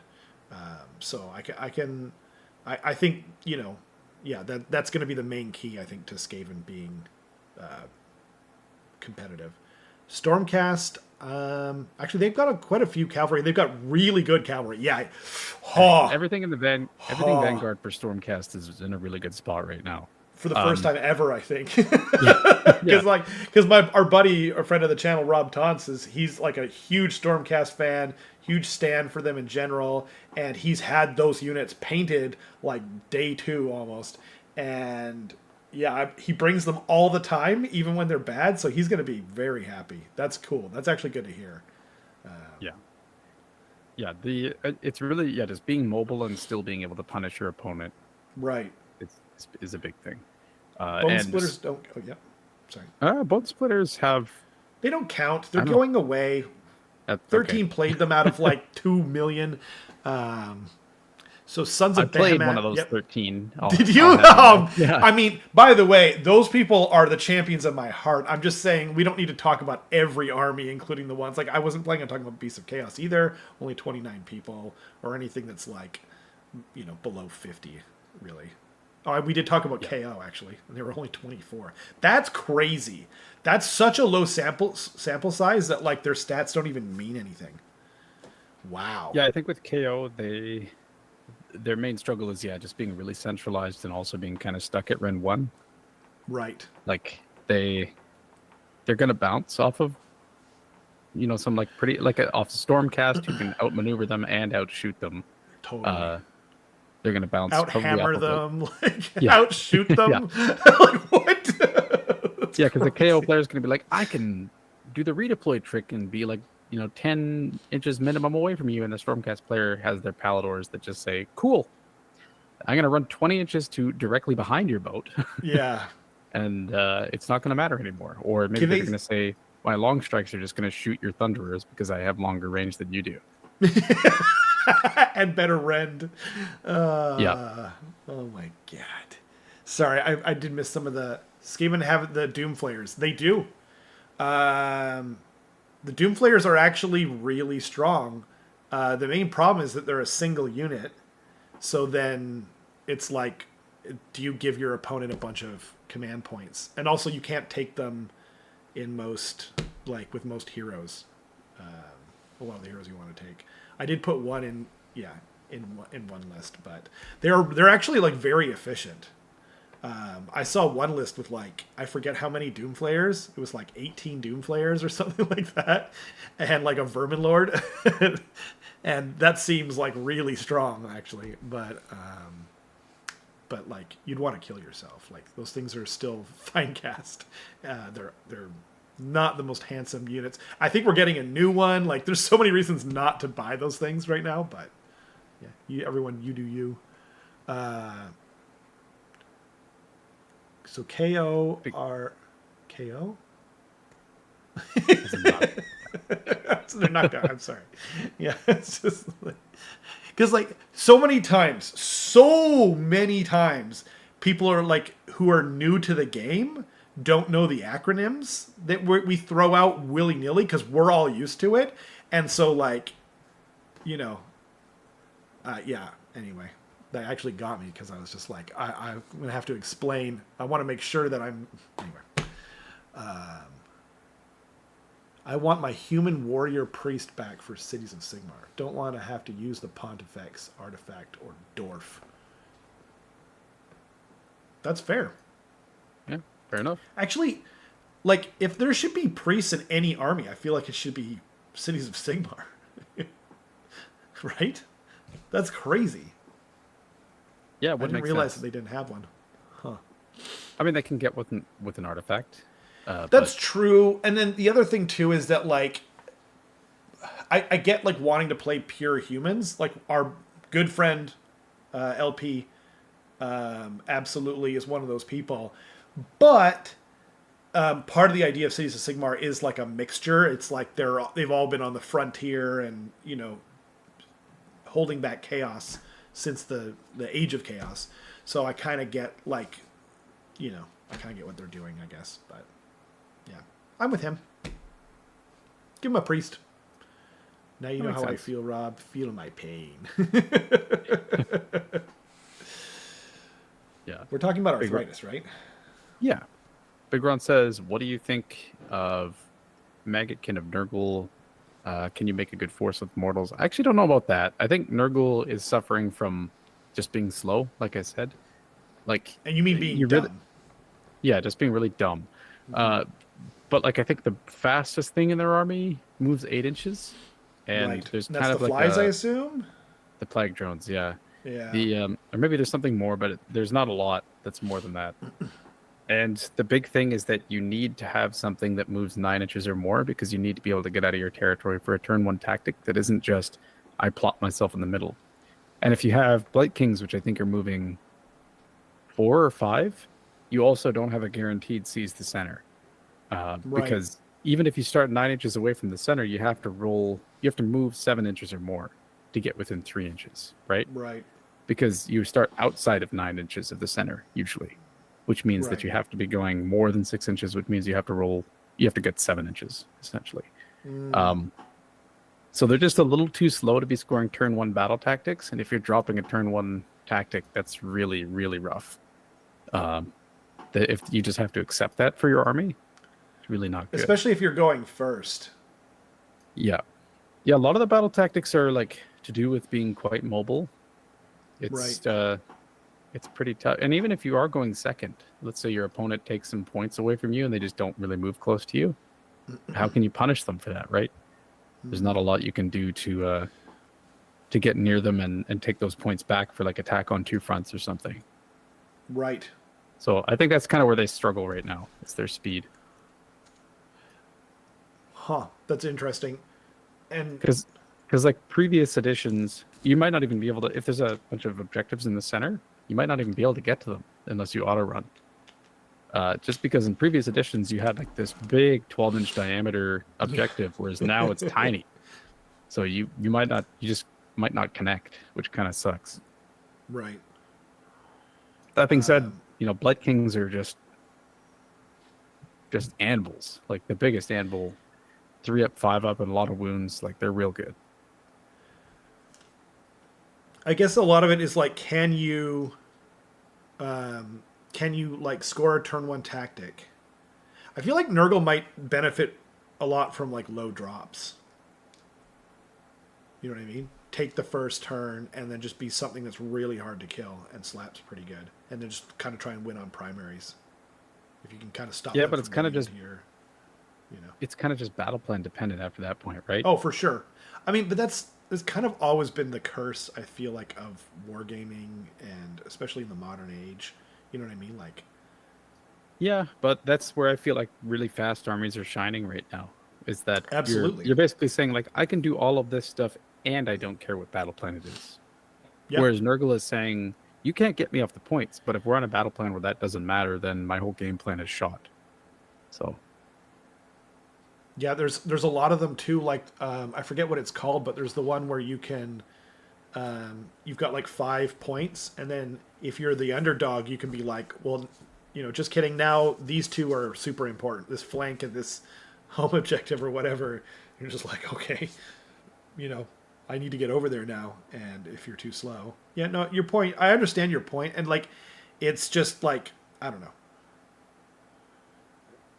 It's hard to tell, and I don't know enough about Nurgle, obviously, to be of much help at all there. But good to see my Cruel Boys was still bottom tier. Consistency, yeah. It looked like they were going to be okay. I mean, I feel like if they just basically, if they give them like a decent cavalry unit, like Just like that little thing might change things, you know? Yeah, I mean, they still have their dirty trick to teleport around, which is kind of nice. Oh, that's true. Yeah, that's a good The point.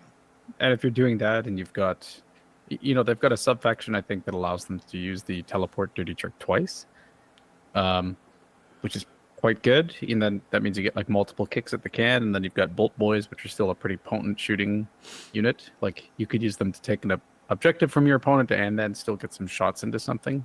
That's It's true. pretty nice. Yeah, I like Yeah. it. That's interesting. And also, like, I can't remember if you said this earlier, but it's quite possible that a lot of armies, like, I don't think Cruel Boys are that bad. And I don't think Blades of Corn are that bad either. In fact, Ironjaws might be that bad, Sylvaneth might be that bad, but I don't think anything on the bottom here is actually as bad as it appears. Yeah, I think Jacob Brandon's probably going to take Cruel Boys to a GT and win it, and then everyone's going to change their mind, probably. So Right. Yeah, Yeah. that sounds right. I like how Keith always calls them dwarfs. I enjoy that. Is part of the speed meta possibly due to the emphasis on spearhead? It's not 1-to-1, but the poor Hammer crew did a breakdown on all the different spearhead armies, and it was way different. That's interesting. I don't think so. I think like they've definitely, because like everything in Spearhead has its own war scroll and like totally different rules. So I think that's been internally balanced, like actually even more so than like I was going to say Commander decks in Magic the Gathering, but Magic the Gathering the cards are the same, whereas these war scrolls are just totally different. Like they have a totally different war scroll and everything else. There's no magic. I mean, I'm not saying it's impossible, but that's just my first thought. I don't know what you think, Carson. no, I think I generally agree. They're kind of just different, and I don't know if they necessarily relate to each other meta-wise Right. as much. And it's also possible, by the way, that like they spent too much time, not enough time, too little time, or whatever, depending on what we're talking about, on Spearhead. So maybe like some of the balance kind of went to Spearhead because they were like, we want to nail this game out the gate in terms of balance because if Spearhead is unbalanced at the start, it's like that's kind of what their promise was. It's like a small game, but guys, it's balanced. So it's hard to say because a lot of it, as a game developer, like when you have you've got like a company and you've got like the people who are actually making the game, and then the people in the company are like do this thing, and then the people who are actually making the rules or making the game or whatever it is, they have to be like, okay, well, we got to do this because they're telling us to, but like, you know what I mean? It's not necessarily what you want to do or think is best for the overall health of the game, Yeah. Yeah, there might be different priorities for sure. But at the same time, balancing the entire index perfectly so on the first hard. try is impossible. It's never Yeah. balancing the game completely is always impossible. This is never going to happen. And honestly, I don't even know that it's the goal. I actually kind of don't think that it necessarily is. Like even if you don't agree that like harder armies, and I'm not saying that this is what I actually thought, but like even if you like don't agree that like harder armies should be a little bit better, like even if it's just a tiny bit better, there's other things to the game where like if you make like giants, like let's say like if you could make everything 50%, right? Giants are just going to be like in terms of the top level of play, right? If you make everything like absolutely even, giants are just going to do a little bit better because they're just easier and faster to play. You're moving less models. You can take more time thinking. You know what I mean? So like, I don't know that like it's even necessarily the goal. You know, even if you could do it. Like, obviously, in an ideal world, if you could just snap your fingers and they would all magically happen, that would be awesome. You know what I mean? And then you could adjust things as necessary as you see fit. Anyway, I don't know. I feel like I'm off on a tangent.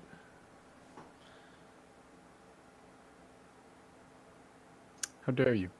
It's I disagree completely. No, yeah. I was going to say, this is like, what, are you new here? This is what we do in a way, but yeah. Yeah. Yep. It's balance is it's a tough thing to do for any games. Yeah. Any games at all. Even chess isn't balanced. Nope, that's true. There is a slight advantage. I think for white. Yep, for white. Yeah. Because they go first, so you can dictate. Yeah. Yep. But yeah, it's so infinitesimal. I mean, that's why they switch back and forth between. Yeah. You always play both. But yeah, that makes sense. Braden says, "Hey guys, great job at Tacoma Carson. Thank you. It's very kind of you.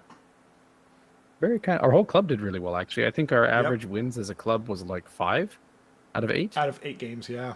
Which is great. You know, to be winning more games on average as a club is awesome. Yeah.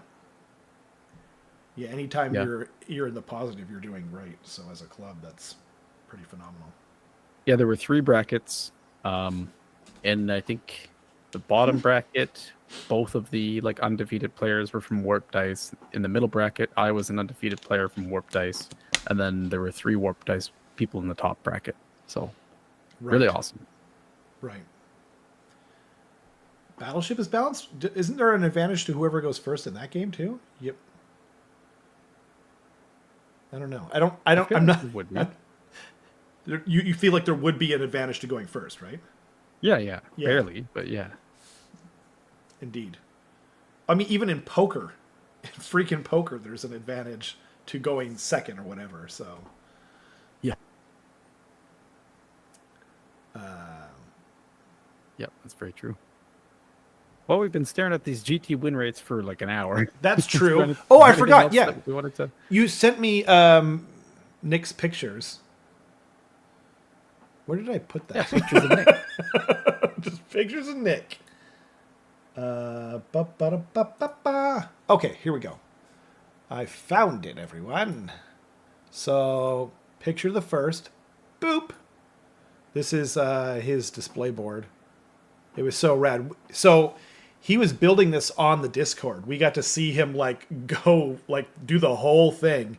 And if you want to see like all the cool pictures people are posting, I'm almost done my Skaven Warlord and a few other things. So I'm going to be posting some pics on there pretty soon. But if you want to join, link in the description below. Obviously it's free and everything. You don't need to be a member. But yeah, anyway, what a phenomenal army. I look at his stuff and I'm like, I need to up my basing game, you know? It's so expensive though. You know what I mean? Like I don't own a 3D printer. But yeah, really. Is it from Epic Basing, I wonder? I don't know if he's still here or not, but I don't know. But the thing that was coolest about it is this whole thing is like a box that actually like folds up. Yeah, and like it can just be carried around. Yeah. No, it's way better than mine. Mine is a crappy piece of plywood that just slides over mine, and I just. Hey, we worked hard on that. You be quiet. I just use like truck straps to like secure it all together and then carry it like that. Whereas this one is like intricate and like really nicely crafted, and then the inside is like it almost looks like Japanese architecture. The inside of the boxes when you look at it in person, and it's just really really nice. So I wanted to steal Kenrick's photos of Nick's display and show it for everyone to see. Heck yeah. So there's one. There's the first one, rather. Boop. And then here's a close-up of what looks like a Carnosaur and some Agrodons. What's interesting, what's so cool about this, too, is that he didn't need to make, like, actual, like, flowing water terrain and stuff. Like, he could have had way more spare room if he'd had, like, you know what I mean? If he hadn't done that, he could have fit, like, at least 6 Agrodons in there instead of just 3. But this is so much cooler, obviously. And then you got the Agrodon on, the Scar Veteran on Agrodon up top. And then anyway. You're still showing the stats. Wait, what? Yeah. Oh my god, I'm so dumb. That's right. I had to do it via picture because the stats were too zoomed in. I'm sorry, everyone. And then I had to put that anyway. Well, Keith, there you go. you wanted us doing bad IT, then there you go, buddy. So, okay, I'm gonna go back to this other picture. Oh, wrong one. That was Punk the God winning Evo. My apologies. Okay, so this is the. I'll just stick with this then for now. It's almost like subliminal advertising for people wanting to. I'm like, yeah, watch Evo. Here's Punk the God winning Evo. Get it into your brains. Sorry. So this is the actual guy on Carnosaur, and then we've got the Agrodons, and then we've got the Scarvet up here, and then we've got some awesome looking warriors and some Croxagore down below. How many times can you roll an Engine of the God? Just once in your hero phase, I think, right? I read that as Eye of the Gods. Oh, Eye of the Gods. Yeah, Maybe. sorry. I don't know. I'm sure you're right. I was just like, I don't know. I don't even know who's playing Engine of the Gods now because it's so clearly not good. But okay, anyway, Yeah. back to pictures, and then we've got this one here. Man, the Croak is so sick. And I love that he's got the terrain piece in there. I'm so jealous. I'm in like a jealous rage right now. And the freaking temple has its own like subsection there. And then we've got the last picture is, it's this one. But beautiful work. Love it. Yeah. I'm very jealous. Is there anything else that I'm not thinking of? No, I think that's about it as far as Okay. like pictures go. I should have taken more pictures. I always forget to.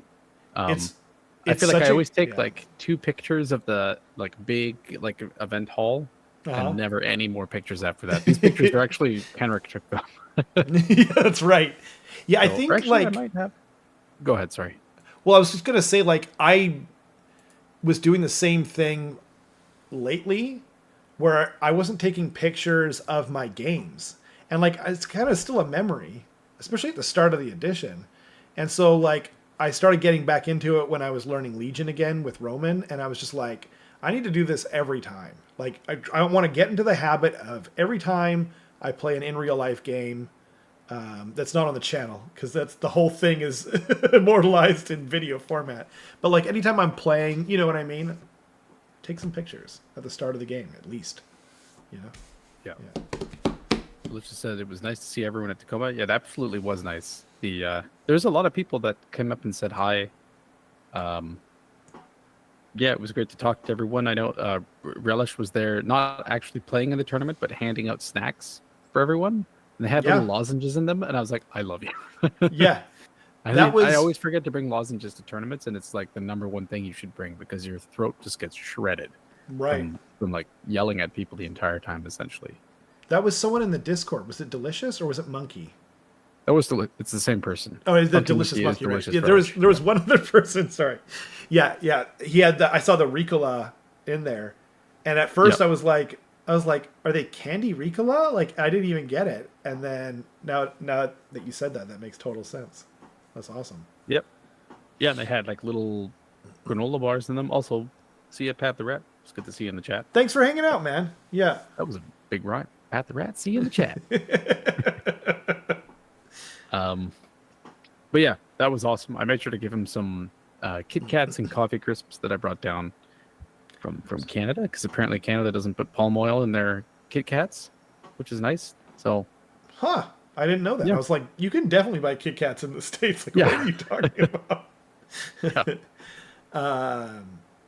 Yeah, I wish we could get like Mexican or I mean, you can get Mexican Coke here, but like, I wish it was just like, I wish Mexican Coke is just what they sold. I wish we just didn't have our Coke or Japanese Coke.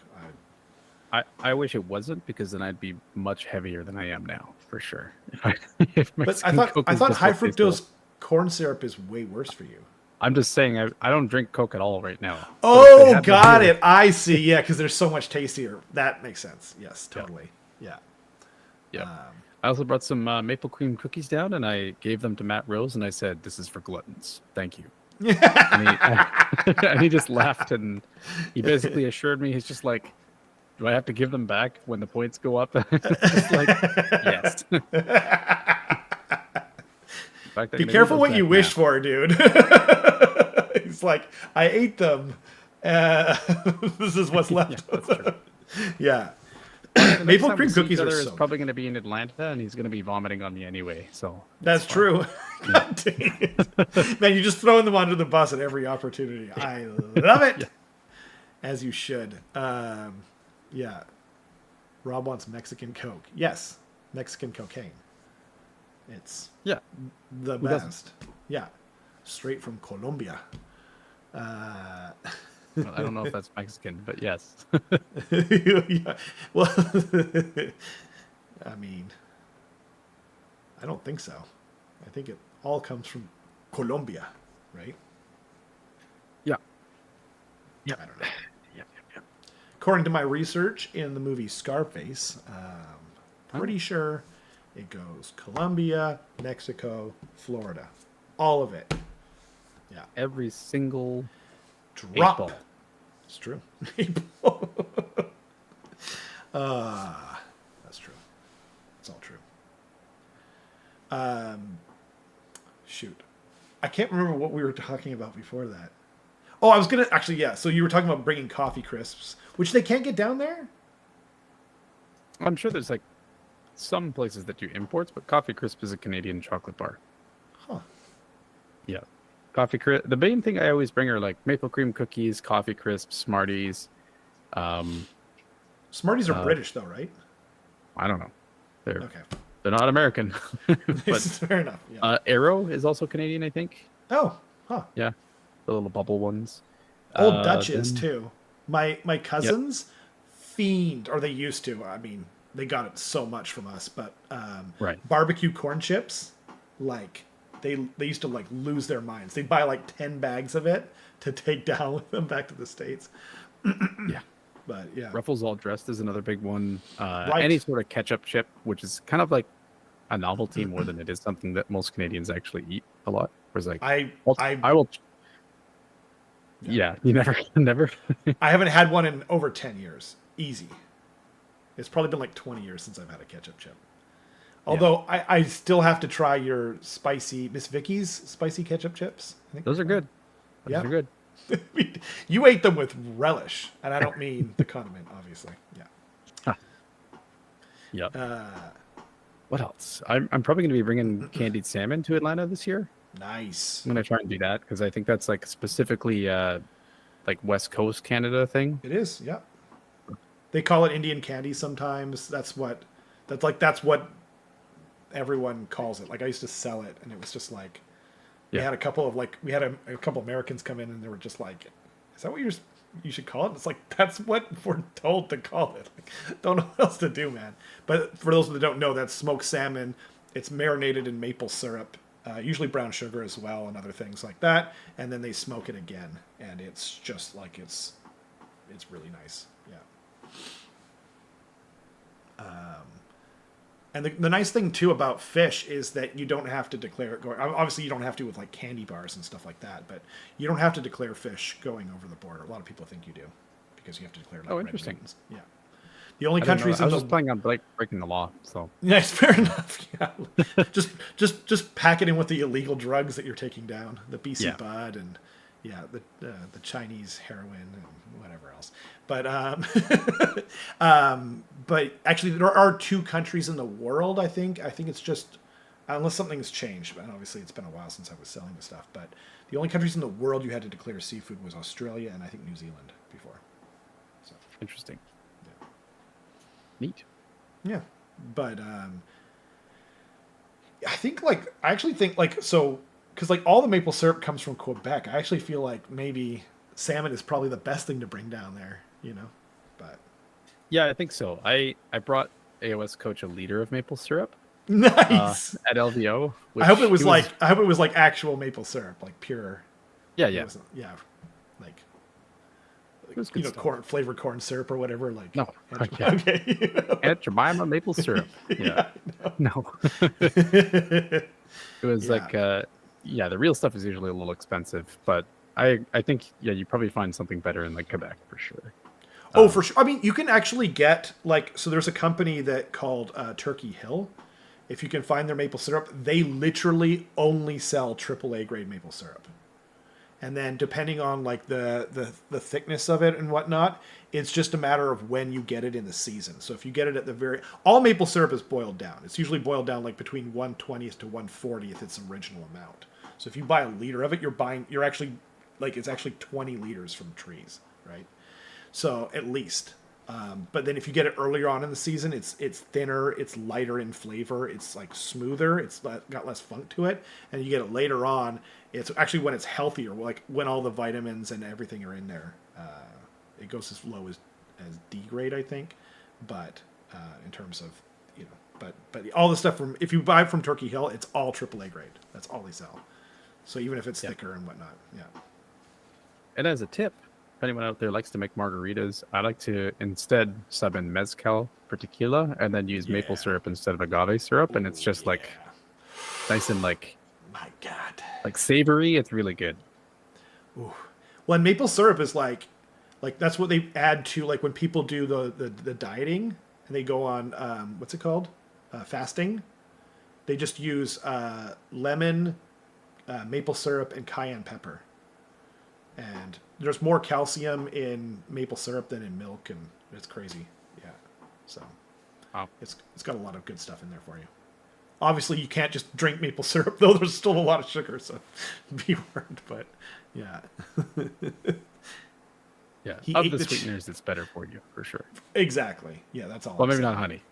Honey's Honey's pretty really good. good for you. Yeah. Yeah. I don't know. I'm not sure. There's so much in maple syrup. They used to tell us that it was the healthiest. So, but I don't know if that's true. And it's certainly more expensive. It's really expensive. Yeah, you can't use it on everything. I made an old fashioned one time though with maple syrup, and it was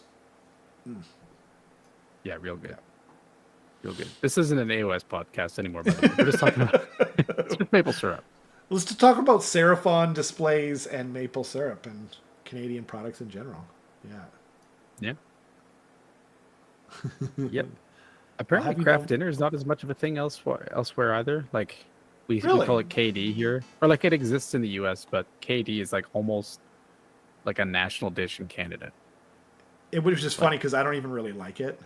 Yeah, I mean I But- like it. Yeah, I mean, that's fair. That's so crazy though. But wait, what's the difference between Kraft dinner and mac and cheese? Because they definitely do mac and cheese in the States. Yeah, I think it's called like Kraft mac and cheese in the States, but Oh, in okay. Canada it's just says KD on it because everyone uses the shortened version.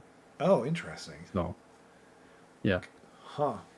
I remember when my family was hosting a German exchange student, he sent some KD back home, and they were like, "Send 10 more boxes of this." We want more." That's awesome. Actually, I was just thinking about when I was overseas and my boss, who was American, he was like, I found this place like downtown, like in Tokyo or whatever, and he's like, I bought like he had like so many boxes of mac and cheese and Doritos, because like the Doritos over there were like they're terrible. Like they you can only buy like soy sauce flavored Doritos, and it's so whack. It's so bad. I mean, at least to me, I don't know. I was raised on normal Doritos, of course, but and then he was just like, he's like you must be dying for mac and cheese because you're like not from here or whatever. And I was just like, I'm good, And I was just kind of like, like I'm not that into it, so it's kind of wasted on me. You know what I mean? I was trying to play it down, but I'm just like, yeah, I'm just not. I mean, I should try it again though, because your tastes change, right? Anyway, yeah. Yep. So Was that episode of AOS. South Park where they had like to wake up the giant, and then he just goes, the Canadian giant, he just goes, fee, fi, fo, I don't fum. remember that. I smell craft dinner. Oh, that's right. Yeah, his name's like Steve or something ridiculous. Yeah. Like Bob, or I can't remember. Oh, that's so funny. Is that the one where the princess He's the goes giant missing? dick. That's what it is. That's You're a giant dick, Steve. That's right. Oh man, South Park is the best thing ever. This is an IT and maple syrup. Ouch! Oh man, cut me to the quick again. I mean, we could. Well, what is that? It's a knife. Oh, it was like, I don't know, reflecting or like going clear. It looked like. That didn't look like an actual knife to me. I don't know. Yeah. It looks like a vibroblade or something from Star Wars. No, it's just a serrated knife that I got with my enchilada, which is still sitting in front of me. Is anyone staring at you to eat your dinner? No. Okay, that's good. Yeah. Nope. No. But yeah, we back on AOS stuff. The Tacoma tournament went like quite smoothly, I think. They had experienced judges there. Matt Rose was there, who was like clearing up some rules questions, which is really nice to be able to just like, you're not worried about the TO like misunderstanding a rule or something. It's literally the guy that was like either wrote it or participated in writing it. Just feel like, yeah, it's this, and you're like, cool, I believe you, and I won't question you. Yeah, absolutely. That was super nice, and yeah, all around really good time. I'm hoping that there's going to be like a balanced pass in the next couple weeks. I think it definitely is deserved. I know that for myself, I don't have a tournament until like late August in Northern Wastes in Prince George, and then fall gets pretty busy. Yeah. Yeah. I love those guys so much. Like, yeah. They honestly, they like pound for pound, they throw one of the best tournaments out there. Like our whole club, it started with Alex and Eric. They went 1 year, and it was like they just showed us like what happened through pictures, and now everyone from the club that plays in tournaments seems to go to that. Like it's like everyone's like #1 tournament almost. Yeah. One thing that like I wanted to mention, this is kind of dumb and it's like a bit of a side tangent to general AOS stuff, but Skaven, okay? The Mulder Flesh Meld Menagerie, right? So because of the way the rules work in regards to companions, you can never change anything about the, what do you call it, the attack profile, right? So you've got a unit of rat ogres, rogers, right? And you've got a unit of only 3, let's say, right? And so they're 100 and I think 50 points for 3 of them, right? Oh no, they're more than that. They're like 170. It doesn't matter. So then if you get off the roll, you get a 3-up, right? They get +1 attack. So now they'll get 3 more total attacks, right? Whereas with the Hell Pit, its attacks have the companion keyword. And it has volume of attacks. It has like 13 attacks, right? But he can't get that. And that's not cool, man. Okay? Like, just give him, like, otherwise it's just like, okay, I only roll this to try and get the 5-up ward? Like, even if you get the roll, the reward you're getting is worse. So all I'm asking for this entire balance patch is please add that it works for companions. Please, GW, okay? Just for that stupid rule, okay? That's all I'm asking for. Just give the man what he wants, Matt Rose. Just give us one more attack. It's like they're not good attacks. You know what I mean? Yeah. I also like addressing like Matt specifically as if he's the one orchestrating this entire thing. Like I'm sure he plays a huge part in it, but I'm sure it's not just him sitting in some back room writing. No, that's true. War scrolls, but it's just fun to personify. You're right, though, Carson. Yeah. Matt Ward, Rose, get on it. Not Matt Get Ward. on Don't bring it. back Matt Ward. Please don't.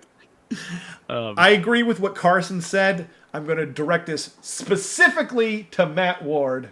Carson told me to do it. You guys heard him. Don't claim like you didn't hear him. But in all seriousness though, like I actually think that like that's like I don't think Skaven are that strong. I don't care about any of that. Okay? What I want is just to be able to use my rules on everything. It's always the hell pit that gets screwed. It's always the hell pit. And I don't think, actually more important than that, I don't think they did it on purpose. I think it's just like, because like that whole companion thing was an FAQ, right? So I think it's clearly meant to be used. They even changed it so that you can like whip the hell pit abominations. You couldn't in 3rd edition.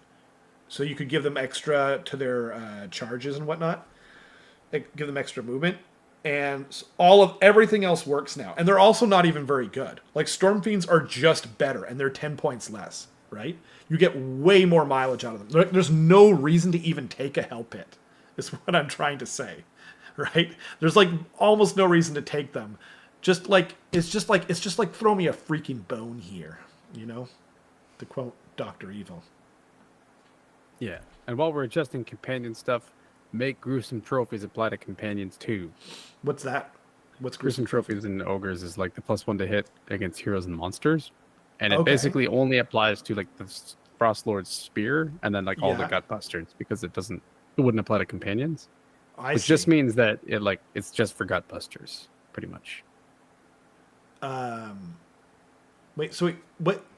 is that an artifact? Yeah. Okay, what does the artifact do exactly? You were kind of speaking like we all knew exactly the wording on No. roll. You have to know. No, the artifact is basically it's like a 12-inch aura from the bearer.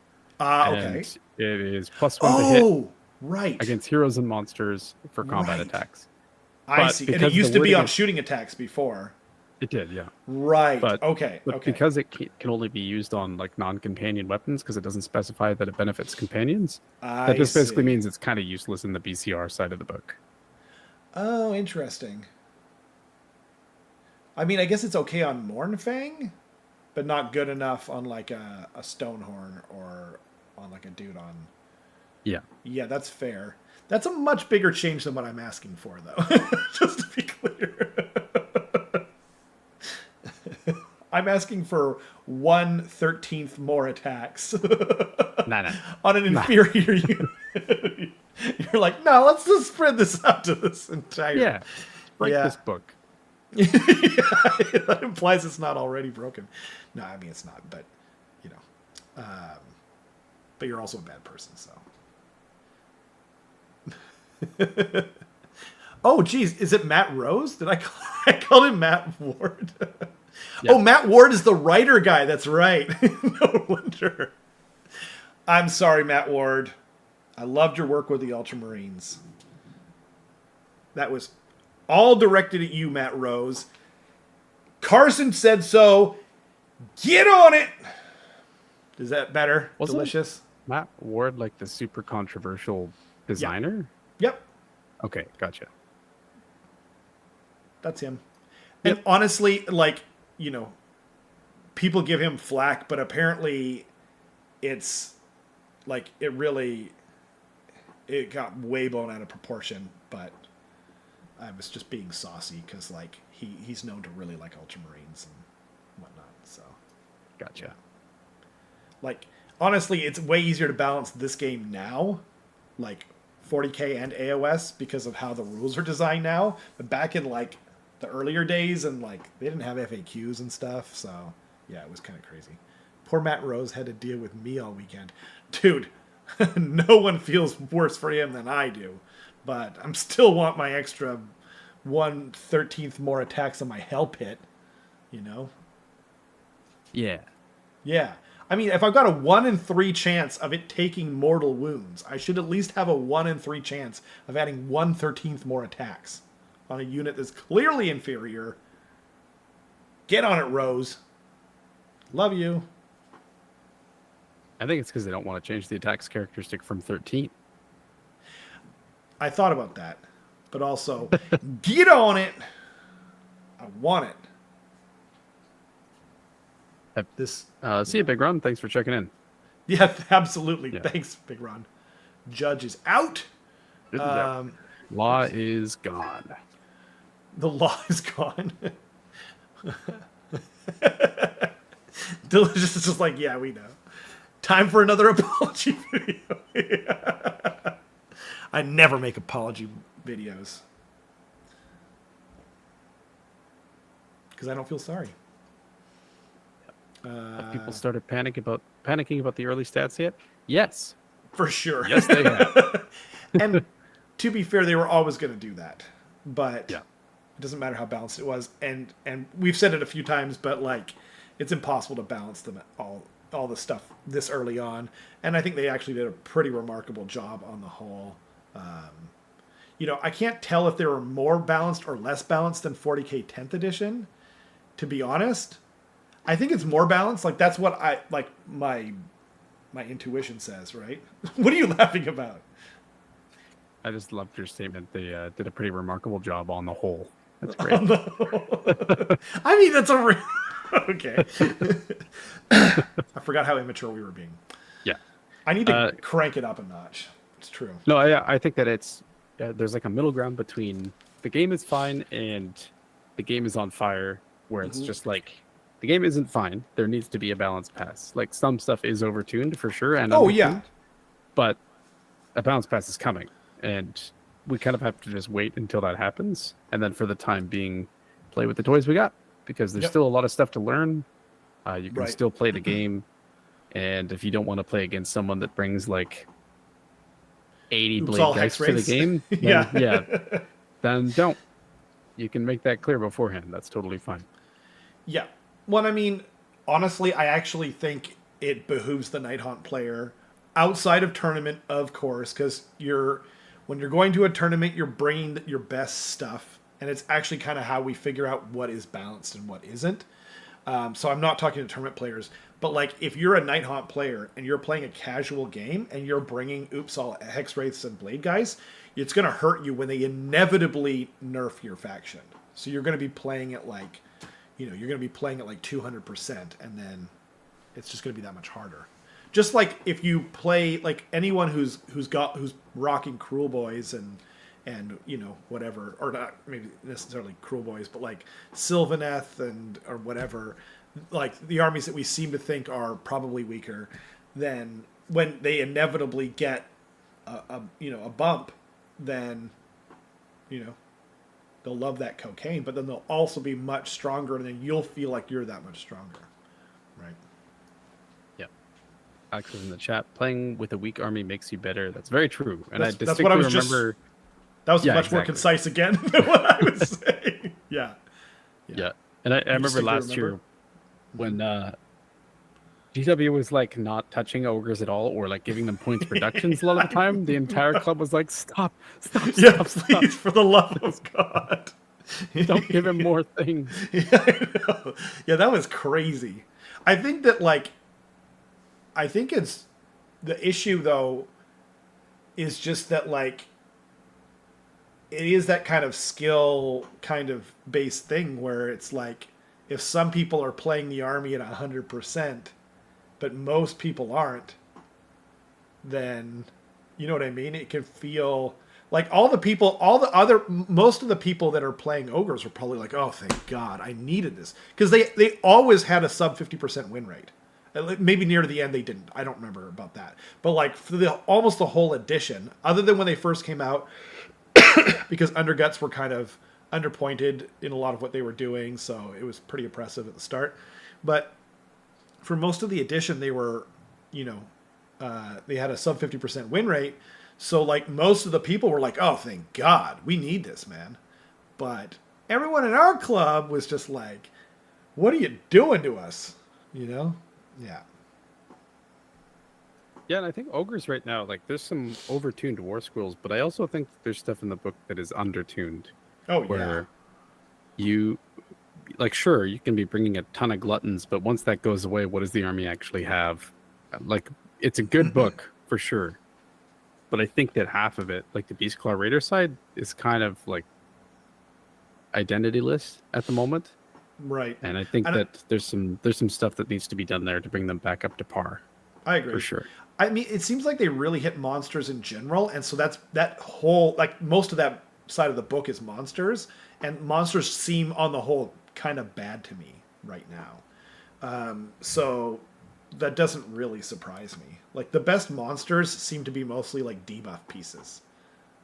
Right? So that doesn't super surprise me. But Will the Blood Pelt Hunter ever be good? That's the question I have for you. I don't know. I hope so. I like the idea of like movement shenanigans. I would Uh, have bet $1,000 you were going to just say no and then click off your mic. no, yeah, No, bye. it would be cool. Yeah, it's just like every hero right now is a huge opportunity cost, and if they're not buffing other things, then it's kind of just like, why are they here? Right. So you can't really have a hero that's just like not buffing other things, or is like a really awesome hammer, or is like a tool in some way. And the Blood Pelt Hunter is just like too overpriced. It's 170 points for that. Like, that's crazy. That's kind of crazy. And again, like, they're making every army, every war scroll, every point value. It's just hard to figure out. But yeah. yeah, most Nighthawk players already had 50 to 60 blade guys. Yeah, that's actually a great point, Ludovicus. They were like one of the better war scrolls traditionally since like late second edition, I want to start, maybe even just most of second edition. And same with Hex Race. They've always been like a pretty good scroll in general. That's a great point. So like the Nighthaunt players already had everything ready, and it's not like Nighthaunt are that hard of an army to paint or that slow. Yo, someone just ordered some dice. Thank you. I don't know if you're watching the show right now, but let us know if you are. Thank you so much. That's amazing. We appreciate you. And yeah, I don't know who it was. We actually had a bunch of people ordering the meat dice lately. So if you wanna get some meat dice, or the slan dice, the toad dice are always the most popular one. I can't believe how popular those things are. I didn't think that the pictures were going to do them justice. Sorry, I'm getting on a tangent again. But thank you if you're watching. We appreciate you. What were we just talking about? Oh yeah, the Nighthaunt. Yeah, like everyone, they're so fast to paint too. So like even if you were missing some stuff, it's just like, okay, airbrush and done. The Meat King dice are amazing. They look like, fairly fresh pork meat, I think is the most accurate. Yeah. I had James O'Brien, one of the TOs at the event, just kind of come up to me at the end. He's like, everyone has your dice. Like, I keep seeing your dice on every table, because I just kept handing one out to like every person, basically. That's awesome. So, you said you were handing them out like candy. Yeah, pretty much. Candied meat. Candied raw pork. Gross. Yep. Delicious. Do I not have a Hypnoslan emote? I don't, do I? That's crazy. How is there not a Hypnoslan emote? All glory to the Hypnoslan. You want to buy Hypnoslan dice? Oh man, I put a note in with every order, and for one of them, we did one from you, but I just put I usually sign it like Slan, Mage, Rob, or Gracie or Rob, depending on whatever army they're buying from. But with the last one, I was just like, from Rob, because I don't play ogres, so I'm not going to be like I don't want to be fake, Yeah. Yep. Each meat You want some? will come with one plucked mustache hair. Gross. Rob, Don't talk them out of it, please. Yeah. Yep, I'll pull some hair off my dog. He's always shedding. Yep. And then, like, man, his mustache dice are a lot wispier than I thought they were gonna be. And they stink. Hey, my dog doesn't smell that bad. No, he does. It's true. Depends where you pluck the hair from. Hey, which end? Yeah, the crack. You wanted some meat dice and some Kraken dice. He was handing out. I gave him some Kraken dice to hand out too. Yeah, the Kraken dice were the weird one. Sorry, yeah. I didn't hand out all the Kraken dice because I should have just handed out to like random people. But I actually played a bunch of people I already knew and already had Kraken dice. Oh, crazy! Right. Like I played Stark I gave him some. I played like Matt Beasley. I played the same guy twice actually this weekend as well. Nice. So I was like, yeah, double dip. Yeah. Screw you, guy. But yeah, it was a fun time. Seen a lot of people I know already. So. Well, and like just keep them, and then you can hand them out at Northern Waste or Whatevers. Some of them probably have them too. Ludivicus said, when the mustache is gone, you don't want to know where the next curly hairs are coming from. Yeah, there's a reason why his old mustache dice looked so Slaneshi, you know? Yep. Yep. Just pluck a belly hair and boom. I'm pretty sure that wasn't the implication, but... No, it wasn't, but this is a family-friendly-ish show. Yeah, family-adjacent friendly. Coming out of some orifice. I'll tell you that. Let's go. Oh, I'm glad you liked it, Jim. You know what's funny is I almost sent your dice to the wrong person because I was like, we got two or three orders on. Actually, we got 3 orders on the same day that he ordered them, and his name isn't Jim, as it turns out. So I was like, okay, it's not Jim. So then I put it in the other one, and I was like, oh no, neither one of them are. Yeah, could have been bad. Okay. I'm glad you liked it. Yeah, most of them are they're usually all handwritten notes, but I had some Skaven ones that I made, and I actually burned the edges. I used like I've got like this old school like style paper that I bought that I put the notes on, and then for those ones I burned the edges, but that is so much work. I'm never doing that again. But yeah, everything that doesn't have a burned edge is a handwritten note. Yeah. I got a meat die from Carson and a warp die from Kenrick, and both got dinosaur bottle cap magnets. I'm so jealous. That sounds so rad. You would have cried, yeah, if you'd gotten the meat dice that went to the other very nice guy who ordered meat dice. Yeah, I mean, if I'd done that, that would have been obviously my mistake, and I would have sent you. You would have just gotten some free meat dice, is what would have happened. But yeah, thankfully, I feel like we should do another run of warp dice. Yeah, they were talking about it because we've had a lot of new members too. I can organize it whenever the club wants. So yeah, people will send a message about it. But it also would be nice to have like more to give away for myself too, because I know that I'm getting pretty low actually. Yeah, are you? Yeah. So I mean, well, and once the Kraken dice get near their end, I'm gonna get a bunch of different Kraken dice so that people don't feel like, you know what I mean. But and then we'll have those to hand out as well. But give me. Did I not give you dice? Relish? I'm sorry. I'll have to give you one at Sparkle Party, which I assume you'll be at. Is Relish in the Washington area? Yeah. He nice. He was the one giving out snacks at Tacoma. Oh right, yeah. Okay. Well, I mean, it doesn't mean he's from there. He could be from like. Oh, he wanted a warp dice. I see. Oh, those are harder to get because like yeah, basically like our whole club ordered, you know, a bunch of dice, but they're ordering them for themselves, not to give out. So yeah. I didn't even get any warp dice. Darren just gave me 2, and then I think someone lost one of theirs, so I gave them one of my warp dice. So I have like 1 now. But they don't work on camera because they're translucent, so we don't really use them anyway. But yeah, I need dice that don't result in the TOs telling me that they were discussing how bad my dice were that evening. That's a you problem, Alex. Like, let's face it, man. You've got like those warp dice roll not bad. Like, obviously they're totally fair. They're the sharp cornered ones, so they're actually extra fair or whatever. But like, that's an Alex problem. That's definitely an Alex issue. By the way. Okay, I'm pretty sure.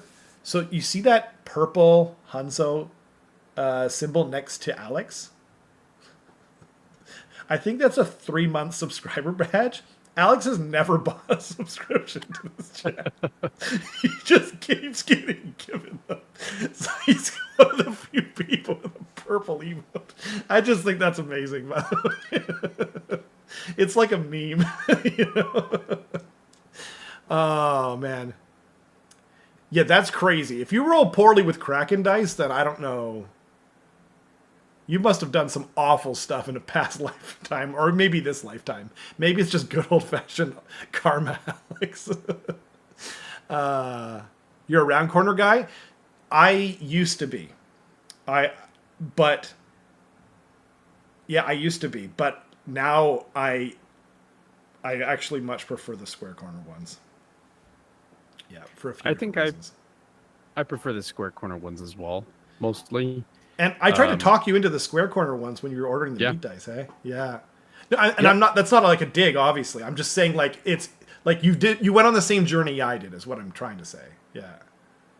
Yeah, there's been too many times where like I roll a dice that's really important. It's just like 6, 6, 6, 1, and then just like flips over and you're like, no. Whereas at least go on this journey. The journey is over quickly with the square dice. Yeah, there's that too, and like, I think they look better, which is kind of important. And if you're playing on a mat, the corner rolls better. You can fit more round corner ones in your hand, though. That is a thing. But then they also tend to be less cocked. Like, it's harder for them to be cocked as well. So there's just less of that going on. There's a few different things. But, yeah. You love Kenrick? We love Kenrick, too. I don't know what we're talking... Oh, Kenrick and I are going to grudge each other for Sparkle Party. Yeah! We're going to have a blast. You are. You absolutely are. Anyone who plays Kenrick has a blast. Except not Carson, though. No, Carson's always been... I actually, like, right from the beginning, before, like, you had played anyone in our club, I was literally telling, like, a bunch of people they needed to play you. I think he was, like... You thought Kenrick was 25? That's fair. Kenrick's actually 60. I don't know if you knew that.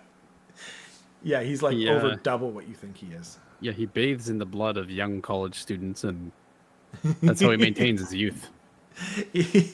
Keith just asked, Rob, if you love square corner dice so much, why do my Hanzo dice have round corners? Because I went on the same journey that Carson did. They said, do you want square corners or round corners? And I said, of course I want round corners. I want them, I just went on the same journey. And like the problem too is that some people still like round corners. You know what I mean? So like, you can't please everyone, and I can't afford to buy, you know what I mean? Like, it's hundreds and hundreds of dollars every time I place an order. So I just gotta go where the wind is blowing, because what I noticed too is, like, I think part of it is the colors, because the slant dice colors are just like, they look even better in person, but like even in the pictures you can tell they're just this beautiful teal, right? And and they're just like, they're outselling everything by such a huge margin that just like, well, I better, if I wanted them to sell out in like a year, which is like probably what the slant dice are going to do, then I should do that instead of the Kraken dice, which weirdly they sold way better at the start. Like, they were outselling the Hanzo dice by like double. I think part of it's the new edition Skaven are coming out and whatnot. So I actually personally like the look of the Hanzo dice better. I thought the green came out even better. But the Kraken dice were crazy how well they were selling. And I mean, I designed the logo myself, so obviously I really like the symbol on there, but yeah, I don't know. Hey, I'm pushing 60. God bless you, Chris. We're all at different, points on our journey. Yeah, that wasn't a shot at... Kenrick isn't actually... What did you say, 50? 60? I can't remember. 60. Okay, yeah. he's not actually 60.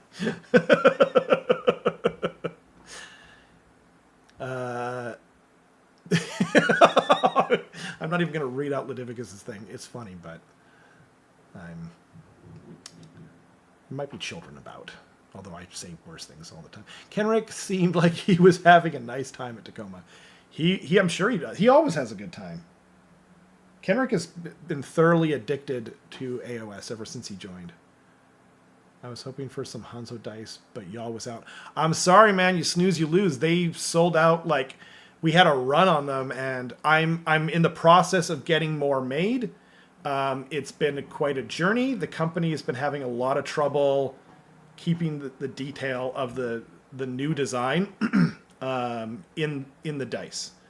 And so I've been going back and forth with them for over a month now, but I think we're getting there. I think there's just hopefully one more change, but it's been frustrating.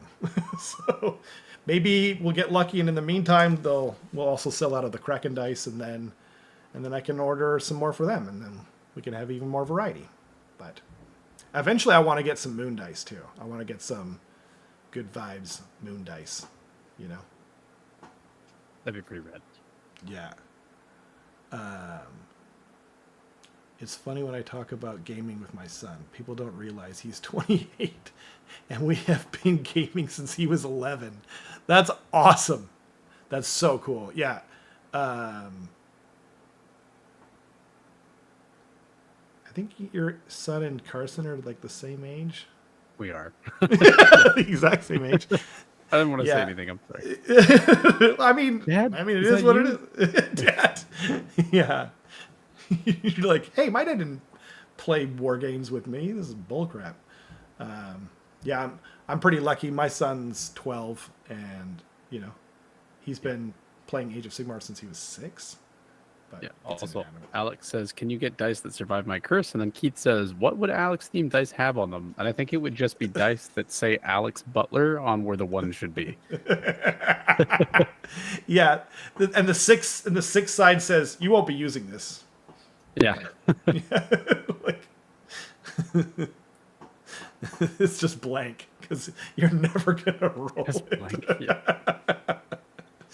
Oh man. Yeah. Only ones. A grumpy Oric. That actually sounds like a cool design, to be honest. Like that actually got my creative, thought going. Just like something about drinking on there, Someone get me a Bovril. I don't know. Whatever some English person would say at a soccer match. The 6 is not available. Yeah. N/A. Yeah. Yeah. Like Maybe it says 404 on it. It'll say coming soon. Yeah.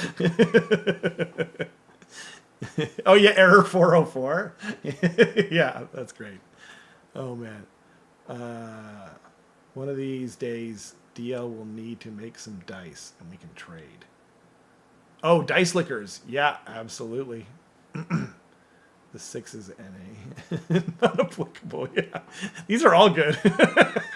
That's amazing. Oh, dude. Starting to think the people in the chat have all played with me. Yeah, it's possible. Or they just know the legends. Or they've just seen you play on TV.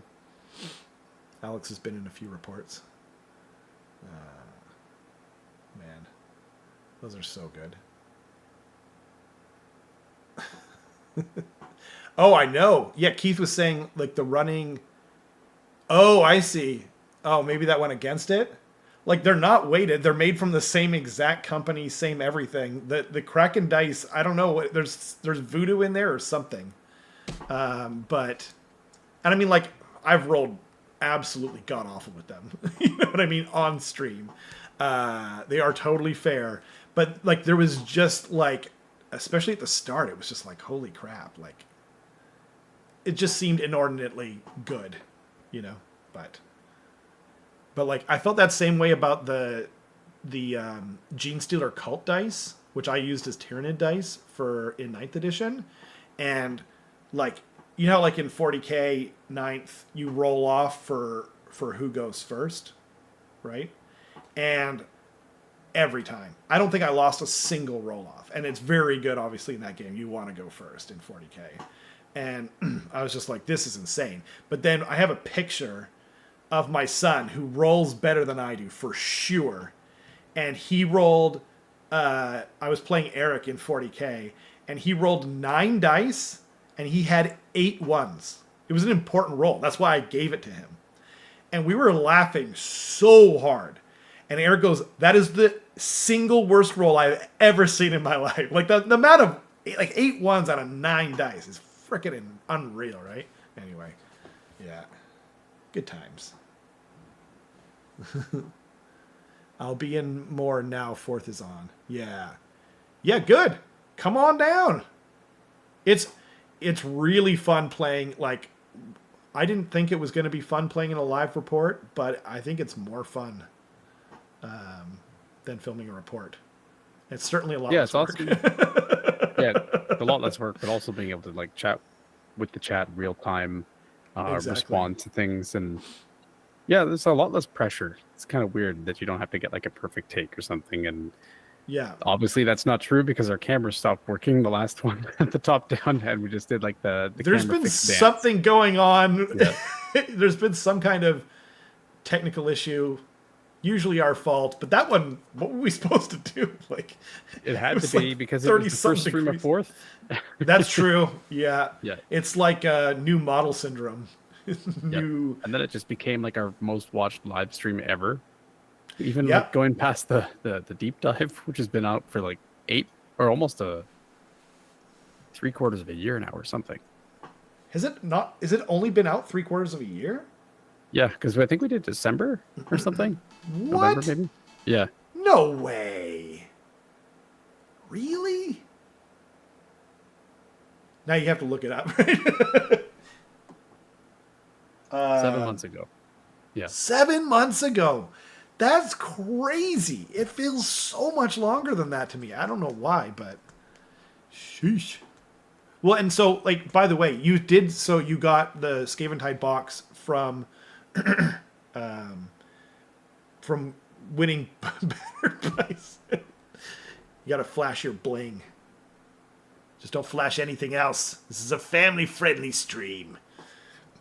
Anyway, you jerk. Someone clip that. What the crap? Now you're just showing off. Are they the exact same trophy, by the way? Nice. Okay, so the question is, Carbington, whatever your name is. First of all, I think I know the answer, but we'll see. Are you going to play an army from that box? Question the first. Maybe. Maybe? What do you mean, maybe? God dang it. Probably, yeah. Probably. Cool. Okay. Is it going to be Skaven? More likely of the two, I would say, yeah. Cool. Nice. You think you're going to keep both sides? Or if you don't want to talk about it too, it's fine, but it's just kind of fun. I don't know anymore. Originally I was going to give away the Stormcast side, but I'm not sure anymore. I might try and play some Spearhead with my partner because it comes in this cool box, and that would be a lot of fun. But I don't know. It'd be kind of nice to have like Stormcast are relatively easy to paint. Maybe that'd be kind of cool to just keep on the old back burner. I have this idea for Stormcast that no one has ever thought of before. Stonecast. Truly unique. Truly unique. Don't look at the thumbnail of the upcoming stream. No. Yeah, exactly. Oh man. It does happen sometimes. Wait, what? What did I miss?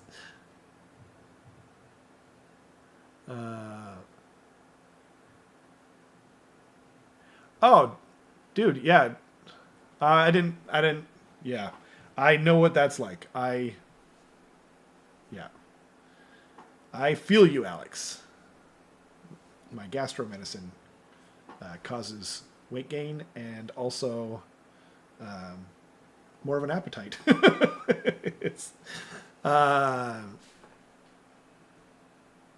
Yeah, that's what Leviticus says is absolutely true.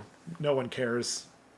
You know, it's funny because like a lot of people realize this intellectually, but it's still so much in our own heads where we're just like we all think that everyone's looking at us and everyone's thinking that. So no one's really looking at each other, you know?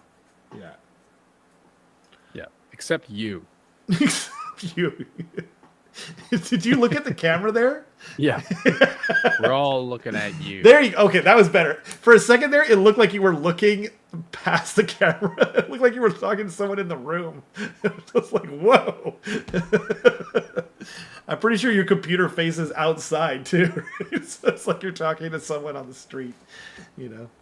Oh man. Yeah, Jim says, won't lie, those SCE models have almost made me consider a second army. This is I agree. I think they're the best Stormcast models they've ever made, except with a small exception of Ionis. I actually think Ionis is ridiculously cool. But he's also like the second newest model after these models. So like, yeah, they're just killing it lately. I would have to do I would do all dragons, you know. How can I send a pic of my Stonecast? Put it in the Discord. Yeah. Wait, what? You thought of this too? This is blowing my mind. God dang it. Leviticus. Too far. I literally can't. I don't think I can say that out loud. But that's amazing. Yeah. Bought that box so he has a good models to use as Inquisitor Cortez.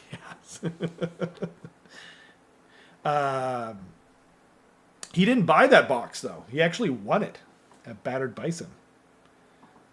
Where do they serve bison? I'm pretty sure that's why it's called That are battered? Yeah. Yeah, I think so. Deep fried bison. Yum. I did have bison while I was over there. It was good. And you had bison while I was over there too. I did. What's crazy, actually, I can't believe I never told anyone this. I should have said it like the first thing. Yeah, I actually made bison burgers while you guys were playing that Saturday. We had them on the barbecue, and they were incredible. Where were the strats from? Do you mean the stats from earlier? I think that was Warhammer, Yep. right? I believe it was Warhammer. Yeah. I literally got them from Alex in the chat. The only 3-month subscriber on the channel. Where did they go? Oh, I closed down the wrong thing. I can get them back if we want. But yeah, I believe they were Warhammer stats. They're kind of like the main ones doing stats now, right? It seems like Honest Wargamer isn't doing that as much as they used to. They still have some, but Warhammer is definitely like the more like raw stats people like doing a lot of written coverage. But I mean, like Honest Wargamer is still doing weekly streams where they're kind of going over the top lists every time, and they're publishing like the YouTube videos that are kind of going off of those too. So absolutely, yeah, there's a lot of sources out there, and if you really want to get like true just raw data, then you go and look at like ITC rankings and stuff like that. You can see all those results. So you can do your own stats. You sure can. Yeah. Patreon. That's true. We can't hook up the Patreon to the to the membership. I keep forgetting that you got your thing by accidentally giving a gift sub to yourself. Honestly, we're going to do a stat show today, I think. Just not on YouTube yet. Oh, okay. That's cool. I'll look forward to that. It's been very busy, so it's hard to like catch up with a lot of that stuff that's out there. But yeah, we like to give you content to paint to, you know. Nonsense. Indeed. That's our. Yeah, I think the top. Like, I think there's. Yeah, there's updated stats on Honest Wargamer. I think Matthias and I have like swapped places in the top 10. Where like I was either number 2 or 3 or something, and then he was like 9 or 10 maybe, and then now he's number 3 and I'm number 9. And then yeah. Did he place better than you at Tacoma? Yeah, he did. I don't think that was factored. I think it was just that like early this year he won a couple tournaments. Or like he went 5-0. Oh, Like I cool. think it was at Oh, well, because he it's, won are Cake or we Death, including and then he AOS went 3? 5-0 at Wet Coast, and then I yeah. see. Whereas I see. I didn't really go to any tournaments until June after Cake or Death. So I see. So, like, yeah, those stats pertain to players specifically. But for me, I'm just like, why are we even talking? Like, who cares about AOS 3 now? But obviously, when it comes to the overall thing, then that's very, yeah, that's a player thing. Like, you know what I mean? It's not yeah, like it's a sport where I'm like cheering. I mean, obviously, you guys are my friends, so I care about it for you. But you know what I mean? Like, I mostly look at the stats. Just, I mean, I think we put too much weight in the stats, to be fair. But yeah, fair.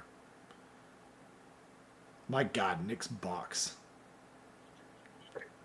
That Seraphon head is so cool. I know what I said.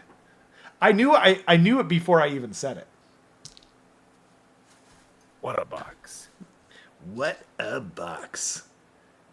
I think you could, trim down on some of the hedges there, but it's still a magnificent box. Nice. Been painting your IDK. It's, man, I'm loving painting the new Skaven.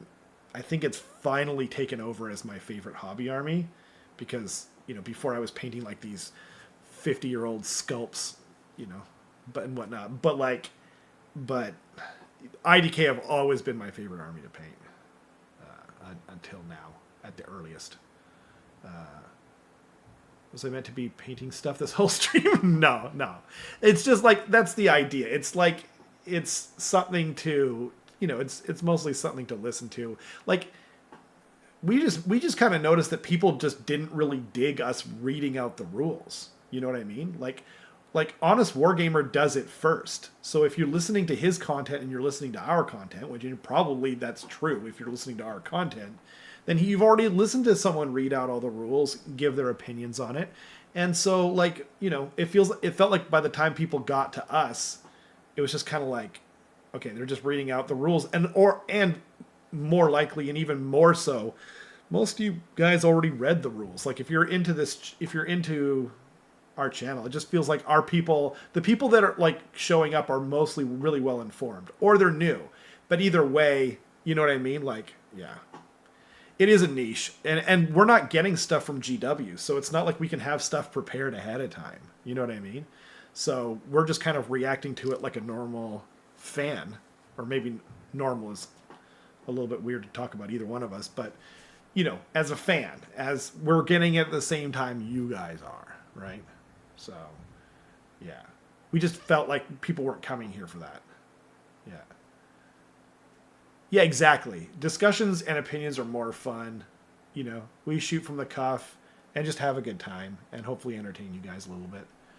If you ain't first, you are last in that race. Better to be different. Yeah, there you go. That too, right?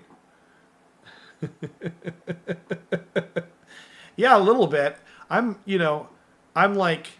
kind of more of your everyday hobbyist, and like I've said this in the past, but like the way I do things is kind of different. Like when I play in real life, when I'm just playing with friends, like I tend to be more Johnny and whatnot. But like at the end of the day, battle reports and stuff like that, and this as well is supposed to be entertainment. So, you know what I mean? Like I just feed the Timmy side of my personality a little bit more. And I mean, obviously I am the Mortarch of hype. That is not any kind of change. I might even tone it down because there's so much I can say on the internet or whatever on a family friendly stream.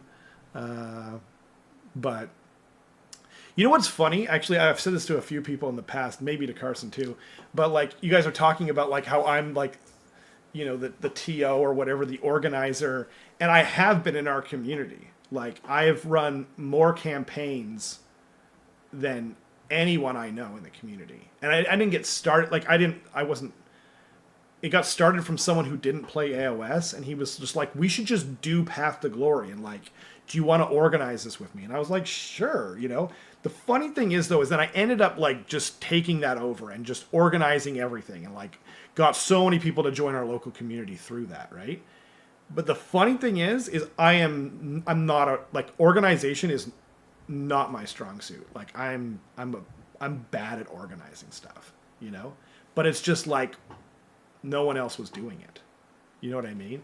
And like the reason I'm bringing this up is you could be bad at organization like me. Just Google Sheets and effort, like, and just make it, and they will come if you're trying to build a community, you know?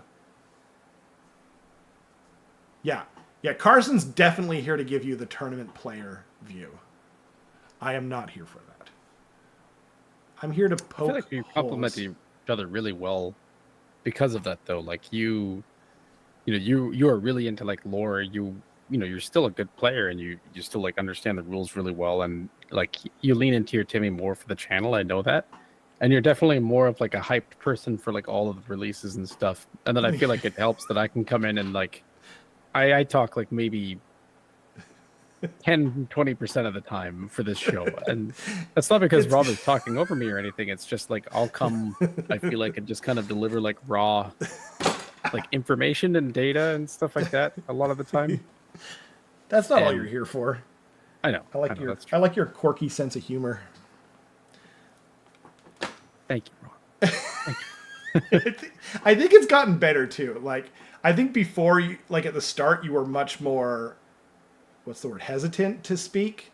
So I had to do like the majority of the work in that department. But now you'll, you know, if I am talking too much, I feel like you'll help me out and stuff. Yeah. Or I'll just let it be completely silent, and everyone will be like, "Wow, that last thing Rob said was just so not good." Cringe." Yeah. Yeah. Cringe and not based. Yeah. Oh, I want to be based. What is going on? What is going on? I'm just a bunch of stuff. Keith was saying that you feel like everyone should give one member or gift one member and try to snipe Sasquatch, which is Leviticus. And then he has been gray for too long. And then Leviticus says, "Ducks, you can't snipe me. I don't exist." And then Keith follows up with, "Odds are we will all miss, and Alex will be subbed for 12 straight months." I know. The emotes do change, by the way. They like change in color. I don't even remember what the final color is. Might be gold. I don't know. That'd be pretty cool. Yeah. I want to like, hopefully eventually, like, you know, there'll be a reason to make them, you know, even further out, but not this day. On like, not this day. exactly.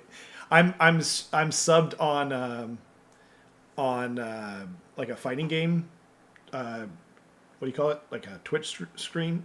Yeah. And he has it like sort of organized like the ranks in Street Fighter. So like it's just like white at the start, and then it's like bronze, silver, gold, and I'm like almost in diamond, like another month or so, and then I've got like a diamond emote or whatever, and I'm just like, I want to get to diamond. It's so dumb. I don't know. I really like them though. Yeah, spam those emotes, make people jealous. Oh yeah, Matthew has gold. Matthew has I don't gold. think it's a year then. No, I don't think that's the final one. Maybe actually, I was thinking about it. I think the final one might be like Warpstone Green, because that was where my head was at. I can actually check right now if we want, but I think I can find it. They hide that stuff from you, though. It's like really, they make it extraordinarily difficult to update your emotes. And then on top of that, like it changed not that long ago. So when I couldn't figure it out, when I tried to do the meat dice one, I watched some videos and it was different. And so I was just like, this isn't right anymore. Like I had to figure it out on my own. So wish me luck, but I kind of want to know. Oh, nice. Yo. Okay. So at least 3 people subscribed during the stream. So thank you so much. We just hit 3,400 subs. I was looking at it earlier, like, because I went into like make the thing, and it said 3,399, and I was just like, so close. Anyway, thank you to those who subbed, and if you're still watching this, Please, sub. Please, sir, I want some more. That's my Please. Oliver We Twist. have a magical number of 10,000 to get to. In order for GW to pay attention to us. We're almost there. I know. Oh, man. Silly GW. Tricks are for kids. It makes so little sense how you find the things that are on here. Memberships, probably. Also, people are saying 12 months is green, yes. It is green. Wait, how do you guys know? Oh, you just clicked on the thing. Okay. Duh. Right, you just click on the join button. I can't do that, though.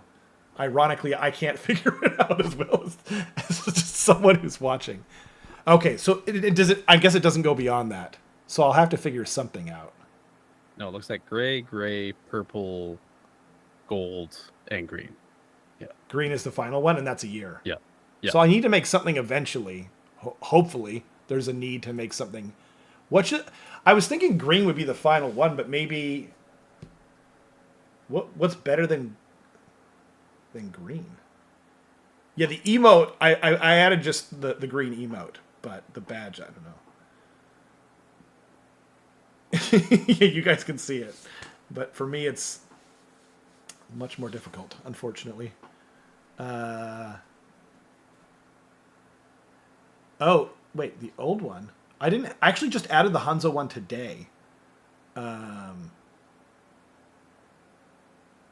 But there was the only thing that changed was I took out the old Bad Moon and I made it the new one. Because, like, we don't need the Bad Moon when we've got the clearly superior Good Vibes Moon.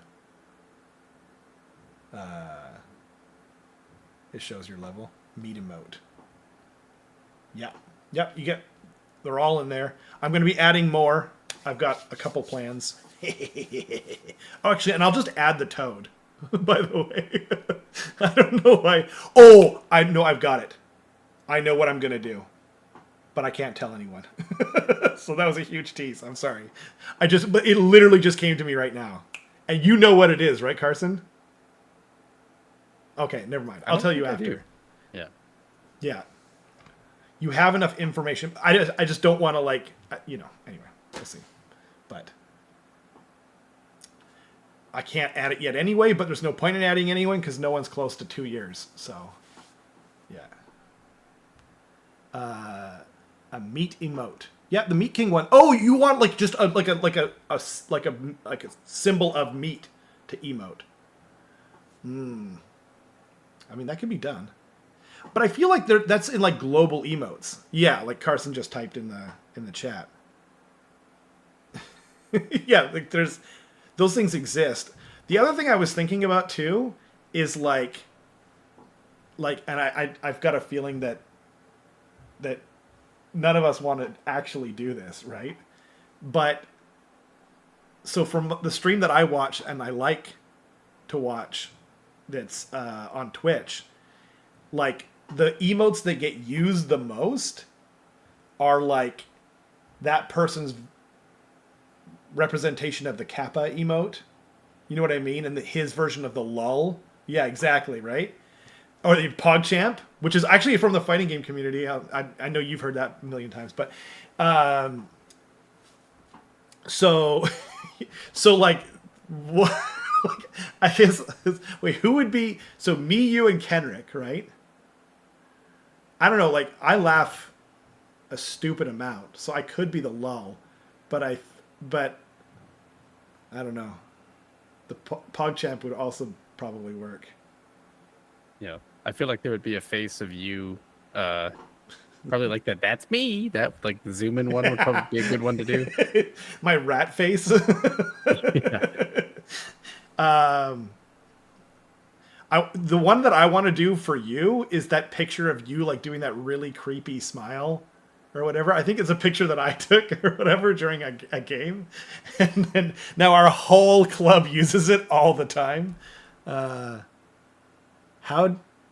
Alex, how did you do the old rat hugs dice emote? I press it and it puts a green Hanzo. Wait, what? Alex. Oh no, that's there. That should be still there. Is it possible you're misclicking? Or I don't know. I think that's just a that still exists. I didn't want to get rid of that. If I'm gonna get rid of any of the ones that are in there right now, it's probably the warp stone, because I'm not like super proud of that one. I could do a much better one now. But I just was trying to make it as quickly as possible, and I made a bunch of emotes. I made all of them in one day. The original ones, obviously. Yeah. It was just on his list. Yeah. It still exists for sure. yeah. Ned, one second. What's his name? The guy from Jurassic Park. Didn't say the magic word. Was it Ned? You want his Jurassic Park name or his real name? No, I want his Jurassic Park name. Ned Sandry? Wait, no, that's wrong. Something like that. Dennis Nedry. Dennis Nedry. God dang it, I had the letters mixed up. It was like a boggle, like, or whatever, like a palindrome or something. Dennis Nedry, right. Okay, now what's his real name? Because that I don't remember either. I'm so bad with names. It's probably because I don't care most of the time. You know? It is Wayne Knight. Wayne Knight! I did not... I actually... Yeah. Like, I didn't know that, but I didn't, like... It was never in my full-on... Yeah. I always just call him Newman. Newman, yeah, totally. Yeah. In fact, I think I was thinking of Newman when I said, what's his real name? But some people, like, it's their real name, too, like, when they're characters in the show. Like, it's not that uncommon. Yeah. Newman. Nice. Like yeah. Jerry Seinfeld. Yeah, there you go. That's true. Or Ray Romano. Or basically any of the comedians that have sitcoms based off of their comedy. Yep. Yeah, that's weird, Keith. You're just getting... Our, like, my Scryer technology and whatever that goes into the stream has infected the actual channel. It's like when Homer Simpson does that practice nuclear reactor, and somehow he makes it melt into the ground, even though there's no nuclear material in there at all. And then, like, eventually they're like, "Hey, Homer," and he's like, "Hey, guys," and he's glowing green or whatever. Yeah, that's pretty much what happened on the channel. No, that's true. Yeah, if you type it out and you still get that.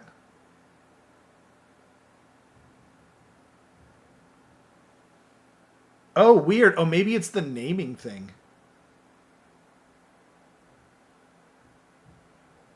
You're only allowed to do up to 10 characters, so I had to, you know.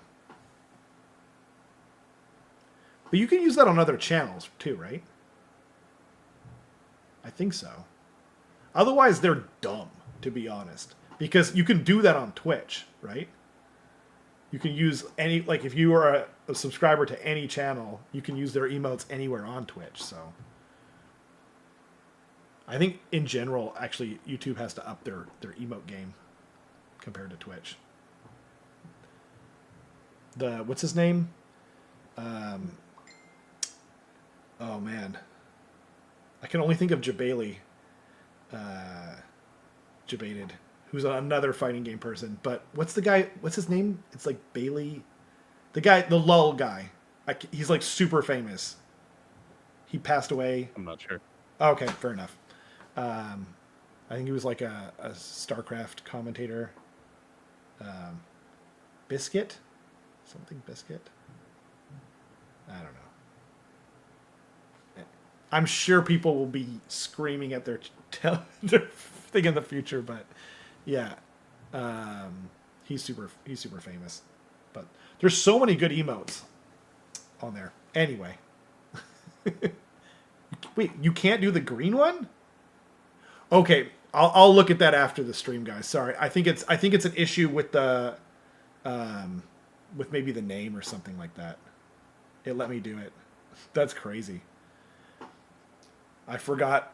Maybe I named them the same thing. And that's why it's just causing it to go haywire. But okay, so What should that one be called? The one where he's clutching the warp stone. Treasure? Rat treasure? Maybe that'll be called rat. I mean, that's probably too many. It'll just be called treasure. Okay? Treasure. Like on... Yeah. I think the issue is probably that I just looked and one of them is Hanzo with the capital H and one of them is Hanzo with the lowercase h. Oh, okay. And that might be messing with it or something. That's fair. I will... Regardless, I will just change it. I'll just make one treasure and other Hanzo. You got to be a gold member. Oh, wait. Yeah.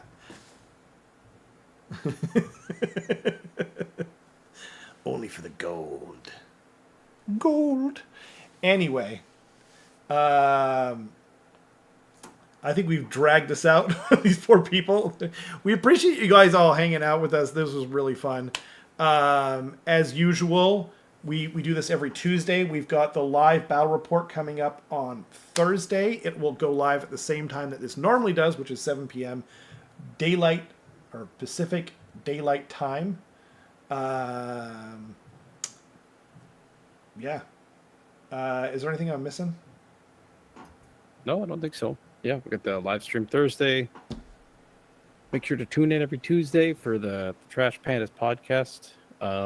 You'll see me in a AOS coach video probably next week, I assume. I'm not sure exactly how long that's going to be. And then also, hopefully, in the next couple of weeks, I'll have a new slide deck done for ogres, or maybe I'll wait until after there's like an FAQ or a RADA or something. I think that's a good idea, and then maybe a little bit after that, like. Yeah. I mean, I guess we could always redo it, you know. Yep. Yeah, that's very true. But regardless, it'll be soon. Totally. And yeah, thanks everyone for watching. Absolutely. And Matt Rose, get on it!